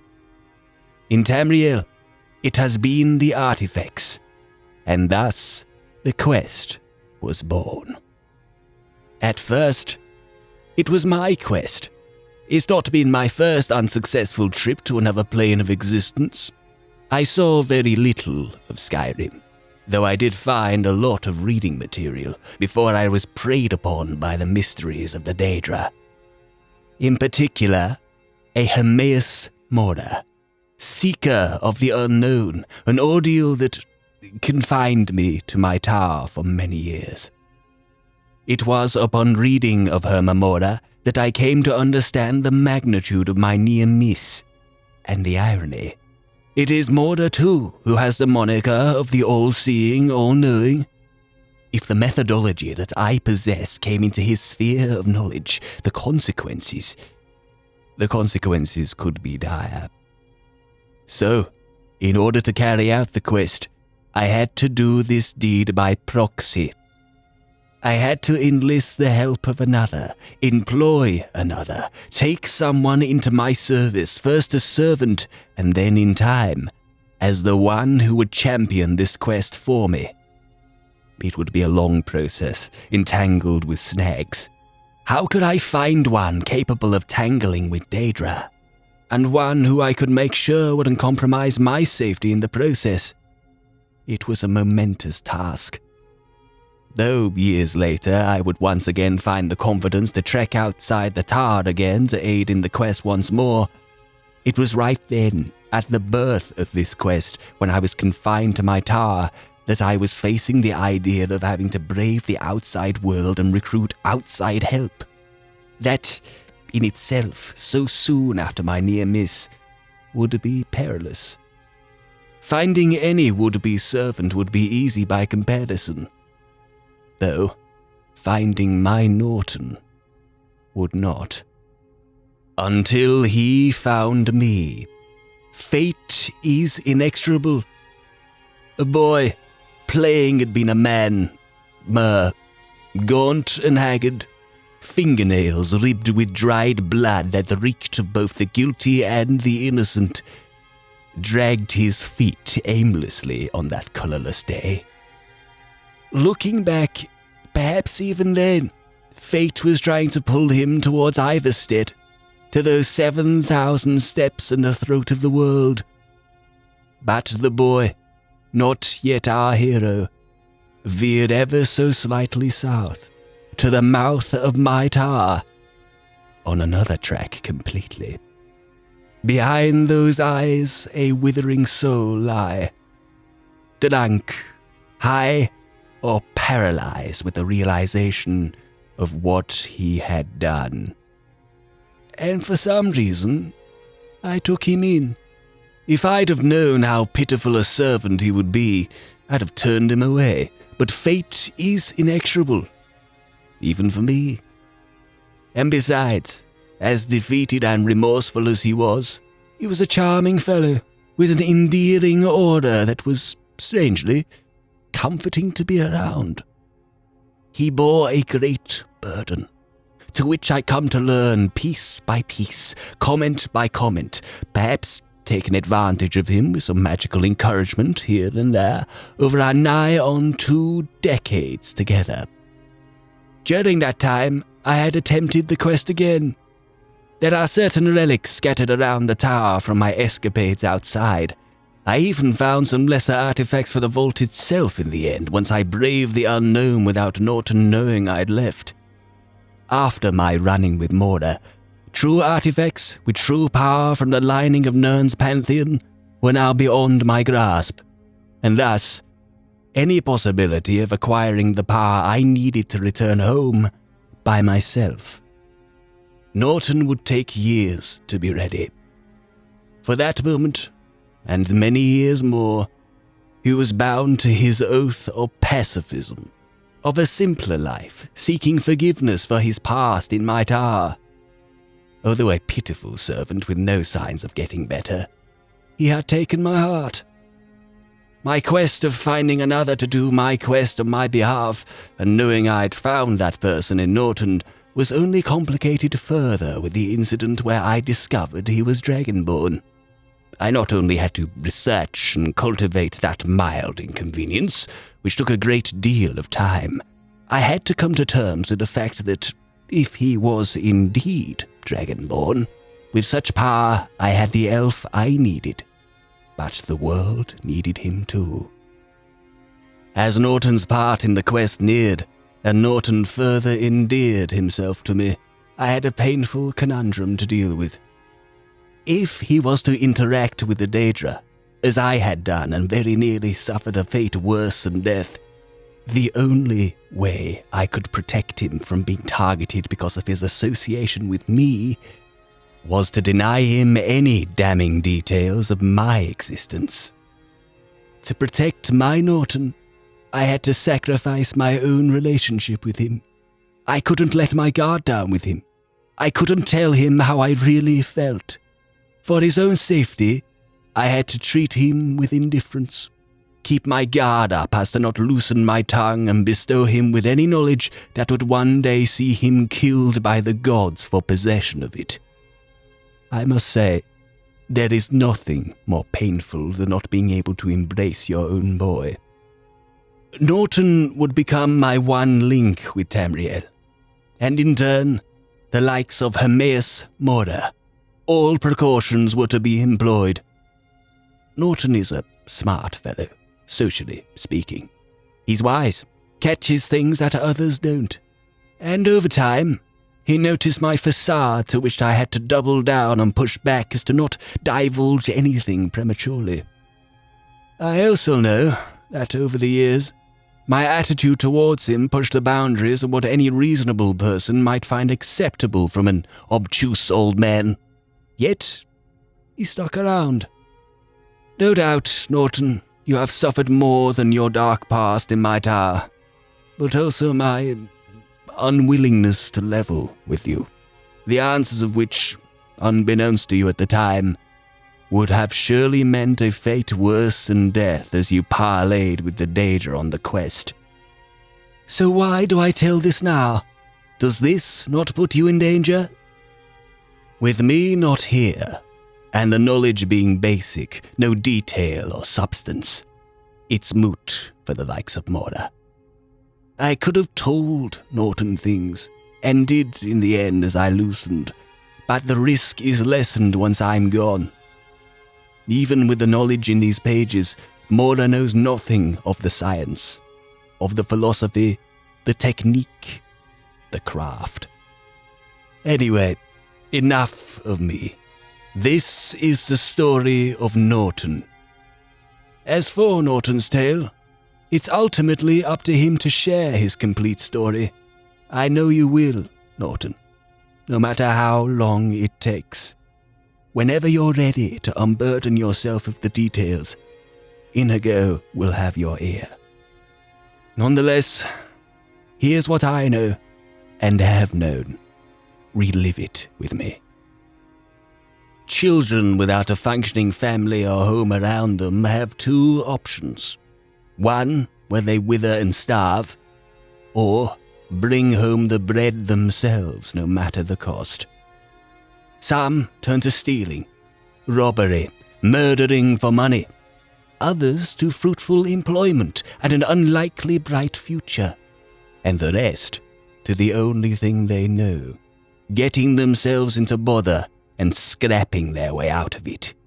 Norton's mangled nose could alone tell the story of his entire childhood, running around in gangs of youths, mer and men, scavenging for any food or valuables they could in the ash wastes. No doubt getting caught, and while the rest of the boys would scarper for their freedom, Norton would stand his ground and fight his would-be captors. Throwing a punch is one of those things one is either born to do or isn't. And Norton is the definition of being born to do it. And when he had the gall to be sat at a bar with a drink, he got plenty of practice. Norton did break free of the pillaging and scavenging to brawl in organized fighting rings, pitting young mer and men alike against each other with wagers placed on the victor. It's in these events a certain spectator from a traveling sellsword company took a liking to this lost young lad and offered him gainful employment in his ranks. It appeared things were looking up. He saw more than an utter bastard who could battle his way out of any corner. He saw potential, a leader to be, who would stand his ground no matter what, and who came from the gutter and understood how people from that gutter thought and fought. Norton was this ball of potential, wrapped up in a lost youth, at a critical stage where this boy could either be shaped into something remarkable and noble, or be broken and descend into nothing short of monstrosity. The Imperial who had taken him on was the captain of what I believe was then called the Westmorn Banner, and, in time, making a name for himself throughout the ranks as the broken-nosed dark elf bastard who'd fight to the bitter end and then some, Norton was groomed to be an officer, with the hopes of one day, in the distant future, taking the reins himself. I will not pretend to know who these people were. I know not their names, just the broad strokes of the events that transpired because of Norton's self-loathing in the tower. Even those events alone are enough to turn one's stomach.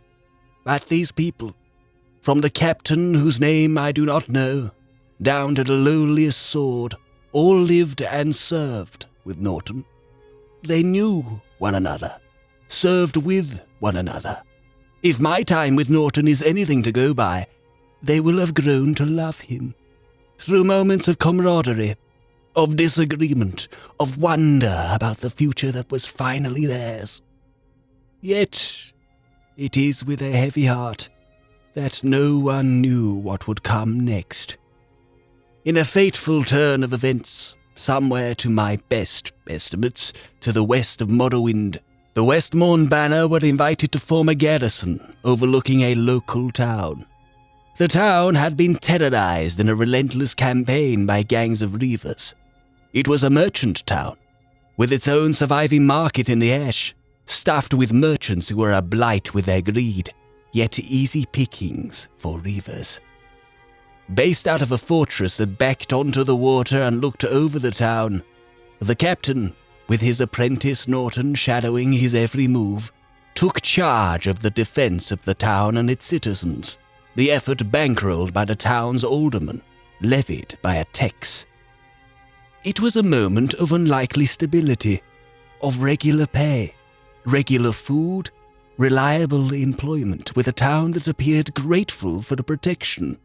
The captain even took a liking to 3 house cats that called the fortress home. It was in this time the organized defense repelled numerous attempts from reaving gangs to raid the town.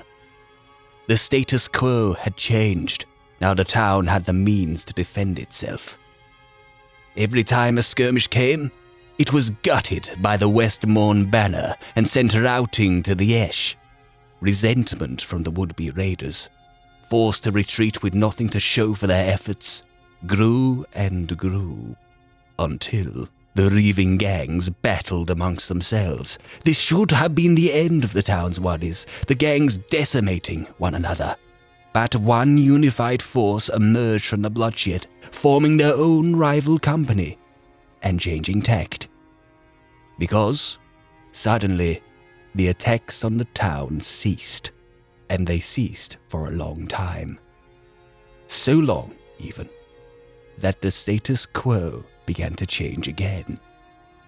Local opinion of the Westmourne Banner began to drift, from seeing them as saviors to burdens. After all, the locals and greed-ridden merchants were being levied a hefty tax in gold and food for a protection that, it would appear, were services no longer required. Yes, a contract was signed guaranteeing the Westmourne Banner's services for a time yet, but that didn't stop the town council searching for a better deal. Later still, the newly formed rival company had apparently turned a new leaf under its leader and signed a non-aggression pact with the town, even going as far as expressing their sincere sorrow over their history, making offerings as a gesture of goodwill. Any rational person would see it for the empty words they were, hypocritical even. But this was a merchant town, surviving the odds, with greed in the air and noses to the gutters, looking for a better deal. So the town's alderman actually entertained it. In his eyes, he wished to unburden himself and that of the merchants of the weight of the Westmourne Banner. He only needed a reason to do it. And then it came. After continued disagreement over wages and food for the Westmourne Banner, who were now facing shortages that were forebodingly convenient, with the town's leadership not now holding up their end of the bargain, the status quo flipped in just a few swift moves.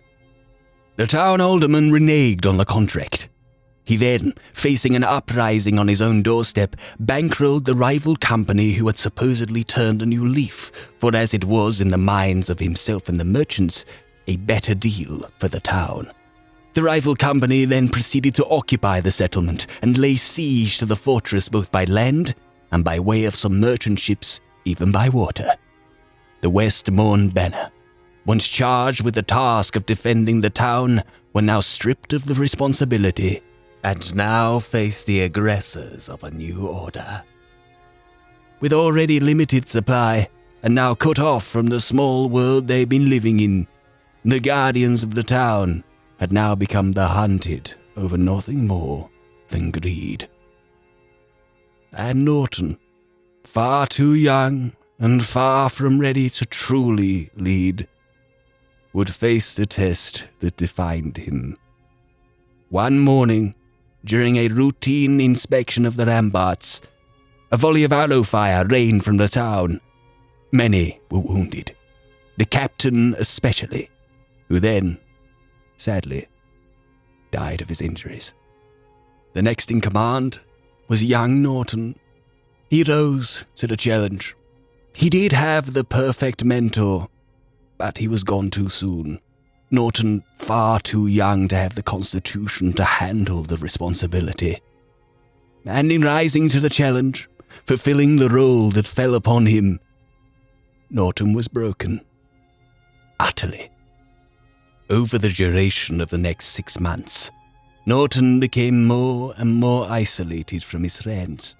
He was not one of them anymore, but him, their boy leader, and he would have to become a monster to succeed. Friends who he once bunked off with to steal food, he then had to execute for the same crime when they stole from the fortress supply. A hypocrite was born. Many cursed him such as the sword swung. There are even those who attempted to collude with the enemy, thinking the friend they once knew in Norton would ultimately understand in the end. They, too, were charged and executed by Norton's hand. And what of the loyal throughout the hardship? Some of those loyalists who did not steal from the dwindling food stores died of starvation anyway. They had nothing to show for their loyalty. Worse still, the company who had overtaken the town proved they hadn't quite turned a new leaf after all. They made a daily ceremony of sorts out of making the local residents dine outside. They requisitioned the alderman's banquet tables to host the meal every evening in distant view of the fortress. Perhaps the locals simply did as they were told. Maybe they didn't. Maybe it was voluntary. It was a cruel bit of psychological warfare on their part, though. The Westmorn banner starved while the aroma of a hot meal drifted over the fortress walls. Inside the fortress, there was a movement afoot to eat the house cats that resided there. Norton forbade it. He went as far as sealing them into the captain's quarters for their own protection. And with little to do, they'd often spend their days looking longingly from the window out onto the water. What was Norton to do? He was completely occupied with keeping the fortress running and stamping out dissent in his own ranks, never mind able to muster a counterattack on the town. The Westmorn banner was in a state of barely managed decline. Morale was low. The health of the men dwindled, and confined to their own world inside the fortress walls, any hope of even scouting out to town to plan a future attack was lost. That was until one moonlit night in particular. Norton's starved cats, their rib cages and shoulder blades protruding, nipped at his boots. They did not do it out of hunger, the pang of which was a long-forgotten feeling, but something else. They were beckoning him over to the window, where, on the water, a little black-sailed boat manned by some shrouded figures bearing cargo drifted towards the fortress. With their black sail, they'd glided past the moored ships that had hounded the fortress those past months, headed towards the tunnel that proceeded into the bowels of the fortress. Norton ordered the entrance opened and went down to receive the strangers. 3 Khajiit, strangers whose names I do not know, had heard of their plight, and through nothing but goodwill, came bearing vital aid, food and medicine, and news and numbers from inside the town itself. For the first time in a long time, Norton was able to feed his men. He was able to hear the news of the wider world, and most importantly, of their own little world of the town. and of how their siegers, displayed clear as day through the cat's confidence in being able to sail out into the fortress undetected at night, had grown complacent. The question of who these cats were remains. Were they opportunists who had their own interests in the town, or were they guardian angels sent by forces unknown? What was clear was with the food and aid, morale lifted alongside the news. This was perhaps the only opportunity they would have to mount a counterattack. It couldn't be done just from the fortress. Norton, as garrison commander, had one more favor to ask of the Khajiit. These were the Khajiit smugglers who had done far more than they were ever expected to do. They had saved lives out of nothing but the kindness of their hearts, and bore no obligation to do anything more. However, Norton asked that the cats, now unburdened of their cargo, would now embark some of his own men and take them ashore. A surprise pincer attack mounted from the outskirts of the town and from the fortress gates, giving the illusion of strength and numbers, may well give them the edge they needed. The Khajiit entertained the idea. Their price? The house cats that resided in the fortress. Reluctantly, as he'd grown rather fond of them, yet also aware he'd be saving their lives, Norton agreed. And so, after another day to eat, rest, and recover, hardly any time at all even for those not bedridden from their malnourishment, the plan went ahead in the early hours of the next night. Norton, garrison commander, saw those chosen men and Mer off into the black sailboat with the Khajiit. The house cats looked back, longingly, draped across the shoulders of their Khajiit rescuers, headed for a better life. He then went to the main gate with the remainder of his able-bodied men and waited for the signal to strike, the first signs of fighting. For once the settlement had realized it was under attack from what looked like a new, dangerous, unknown threat from its rear, Norton ordered the opening of the gates and led his men to take their revenge. Revenge on those who had killed the captain.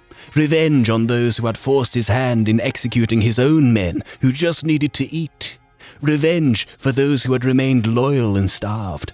Revenge on those in the town who had once smiled and thanked them and now dined on the shore as they starved. Revenge is a strong word, but I don't use it lightly, because it was a monstrous, senseless revenge, blinded by bloodlust, and something that would haunt Norton from every moment on. The town guard proved lackluster, surprised, slack, and fat. Easy folly for the starved Westmourne banner who drove into them with fury. Crazed and blind to their swift victory, Norton and the Westmourne banner went on to kill every man, woman, and child in that settlement. Nobody, innocent or guilty, or in the grey area in between, made it out. After pillaging the corpses and houses, they razed the town to the ground. There is a monster in every one of us. Few, thankfully, ever see it. Crushed by loss, the pressure of a command in an ever dire situation, deprived of the most basic necessities any animal needs to survive. That beast stirs, and won't let up until there is nothing left. You're probably wondering how I know so much detail, Norton. Or rather, you're thinking of how much of it I've gotten wrong. When those rare moments of truth come forth from you, they spew out.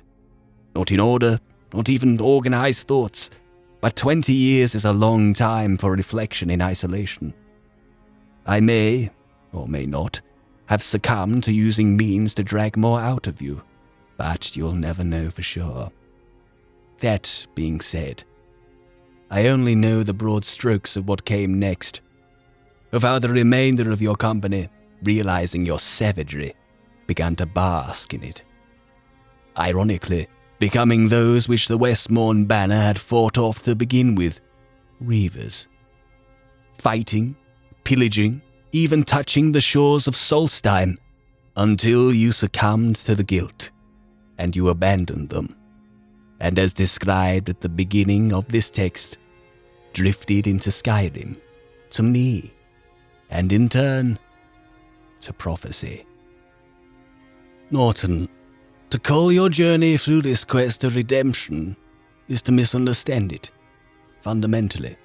It's a journey of self-actualization, fleeing from a monstrous past triggered by an event that would break any man, never mind a boy playing at one, only to, ridden with grief, descend into that monstrosity again, to ironically ascend and mantle the Dragonborn, and defeat Alduin alone.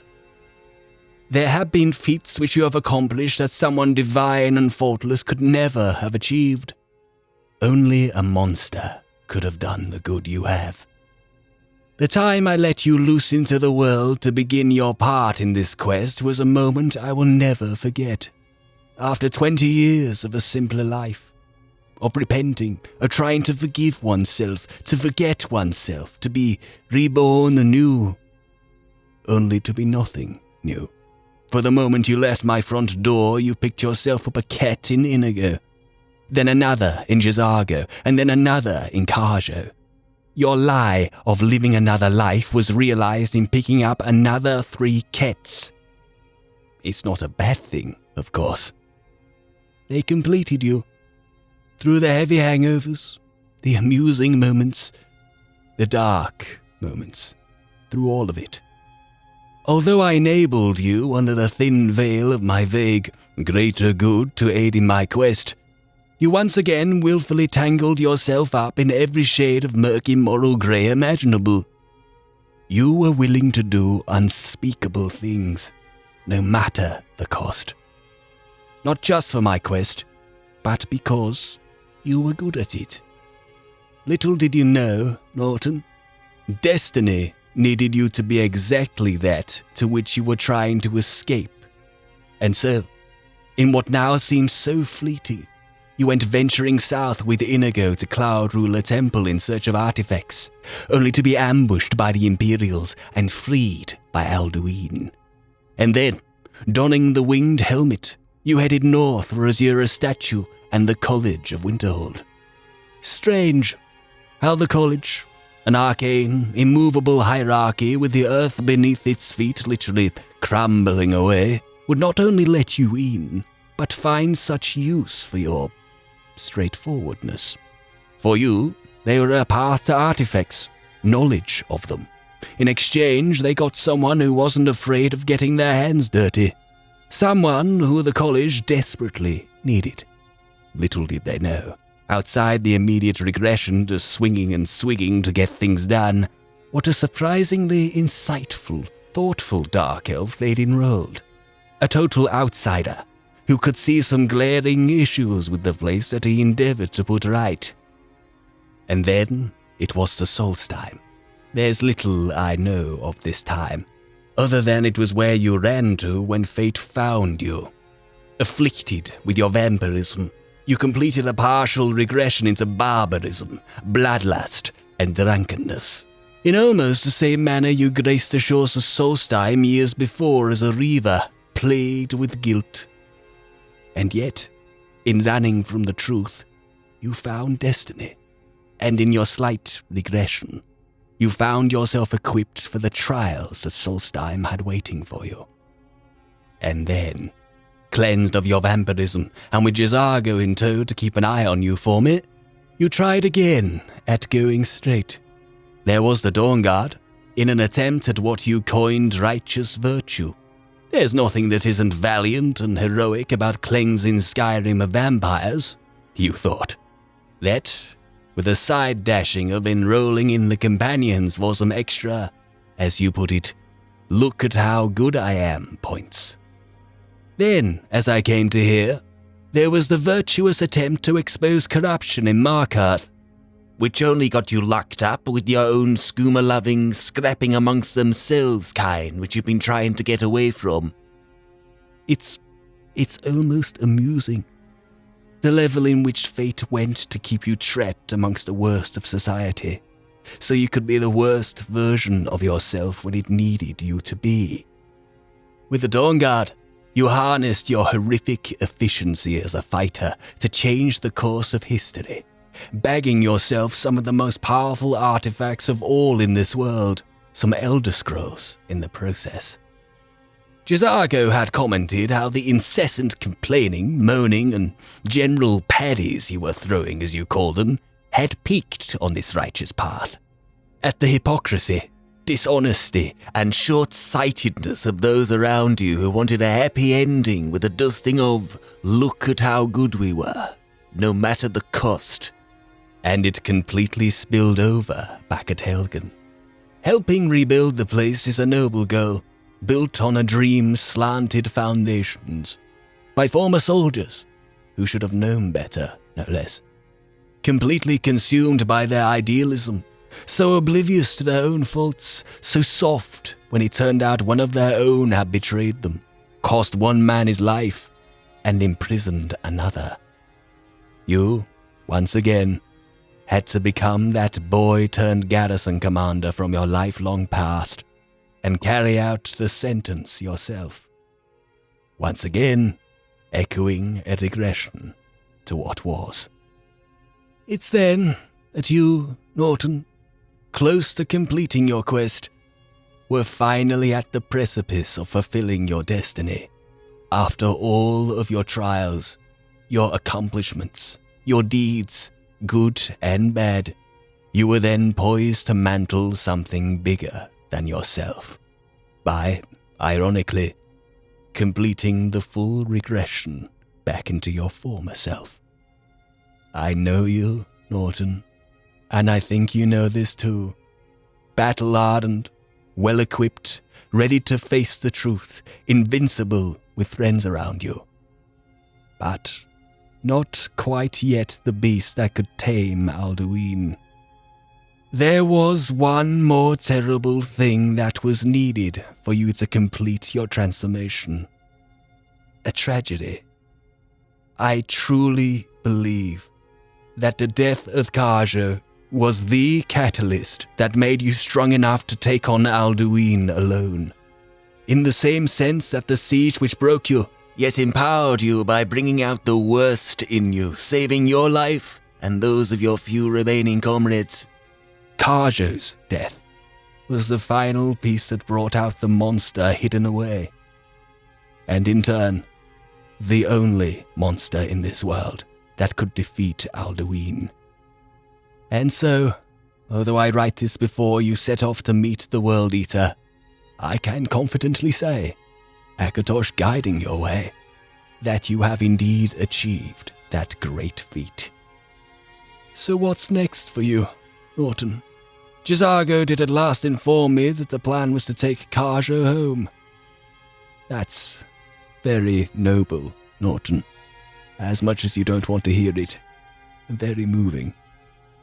I'll look back on our time together fondly, yet with a heavy heart. Your future in obscurity is now yours. Make what you will of it. But watch your back, Norton. Not for the physical, but for the powers that be that will try to claim you. And when you're ready, tell Inigo. Tell him everything. Everything about your lifelong past. Let it out. To let it go. Unburden yourself of what was. As he has no doubt unburdened himself to you. He's your best friend. He's been there for you. And always will be there for you. In ways that I only wish I could have been. May time light your way. Merlin.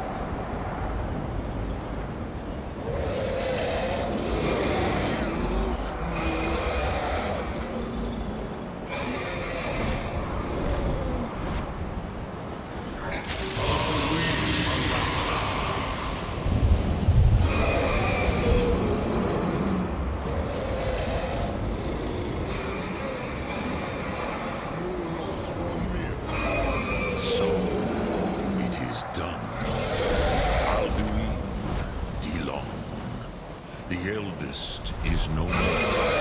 He who came before all others and has always been. You don't sound very happy about it. Then again, maybe I understand. Happy? No, I am not happy. Zeh mahi lost ondur bormahu. Alduin was once the crown of our father Akatosh's creation. You did what was necessary. Alduin had flown far from the path of right action in his pachlok, in the arrogance of his power. But I cannot celebrate his fall. Zutiraz ach ochma. He was my brother once. This world will never be the same. Yeah. I get that. We were both just doing what was necessary, huh? Didn't have a choice in this. As for my part, I was just fulfilling my destiny. Seems so silly every time I say it out loud, but it's true. Indeed, you saw more clearly than I. Certainly more clearly than Alduin. Roch funta korav. Perhaps now you have some insight into the forces that shape the Venesitid, the currents of time. Perhaps you begin to see the world as a Dova. But I forget myself. Crosis, solos midfadon.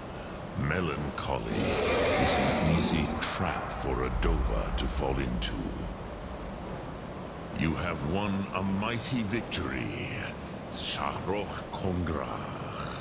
One that will echo through all the ages of this world for those who have eyes to see. Savor your triumph, Dovahkiin. This is not the last of what you will write upon the currents of time.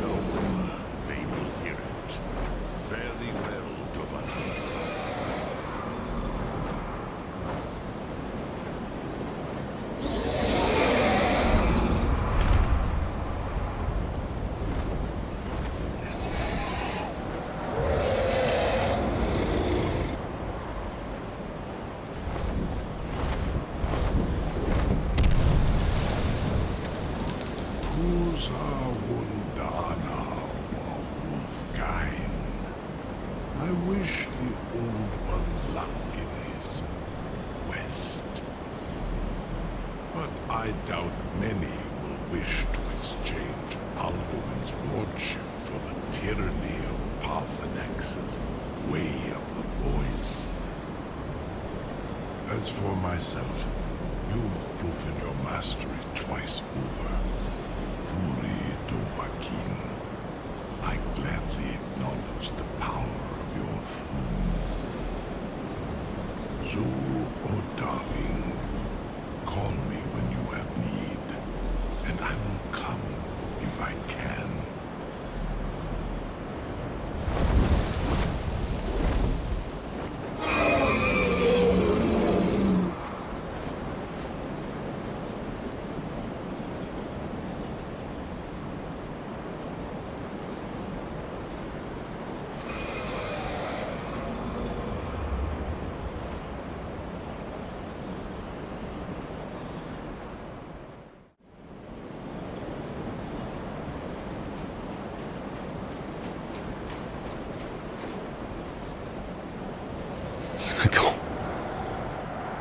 I'm so sorry.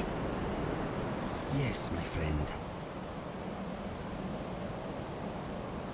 I did it. My friend, you are amazing. You saved us all. You killed that smelly world eater and put an end to his maniacal machinations. I had the strangest dream that I was there fighting Alduin by your side. It was very exciting. A shame it was not real. Anyway, well done. If they do not build a massive statue in your honor, I would complain. Yeah. It was a job for the Dragonborn and the Dragonborn alone. I hear no more about it. Of course, I would not want to steal your thunder. It was a wonderful dream, though.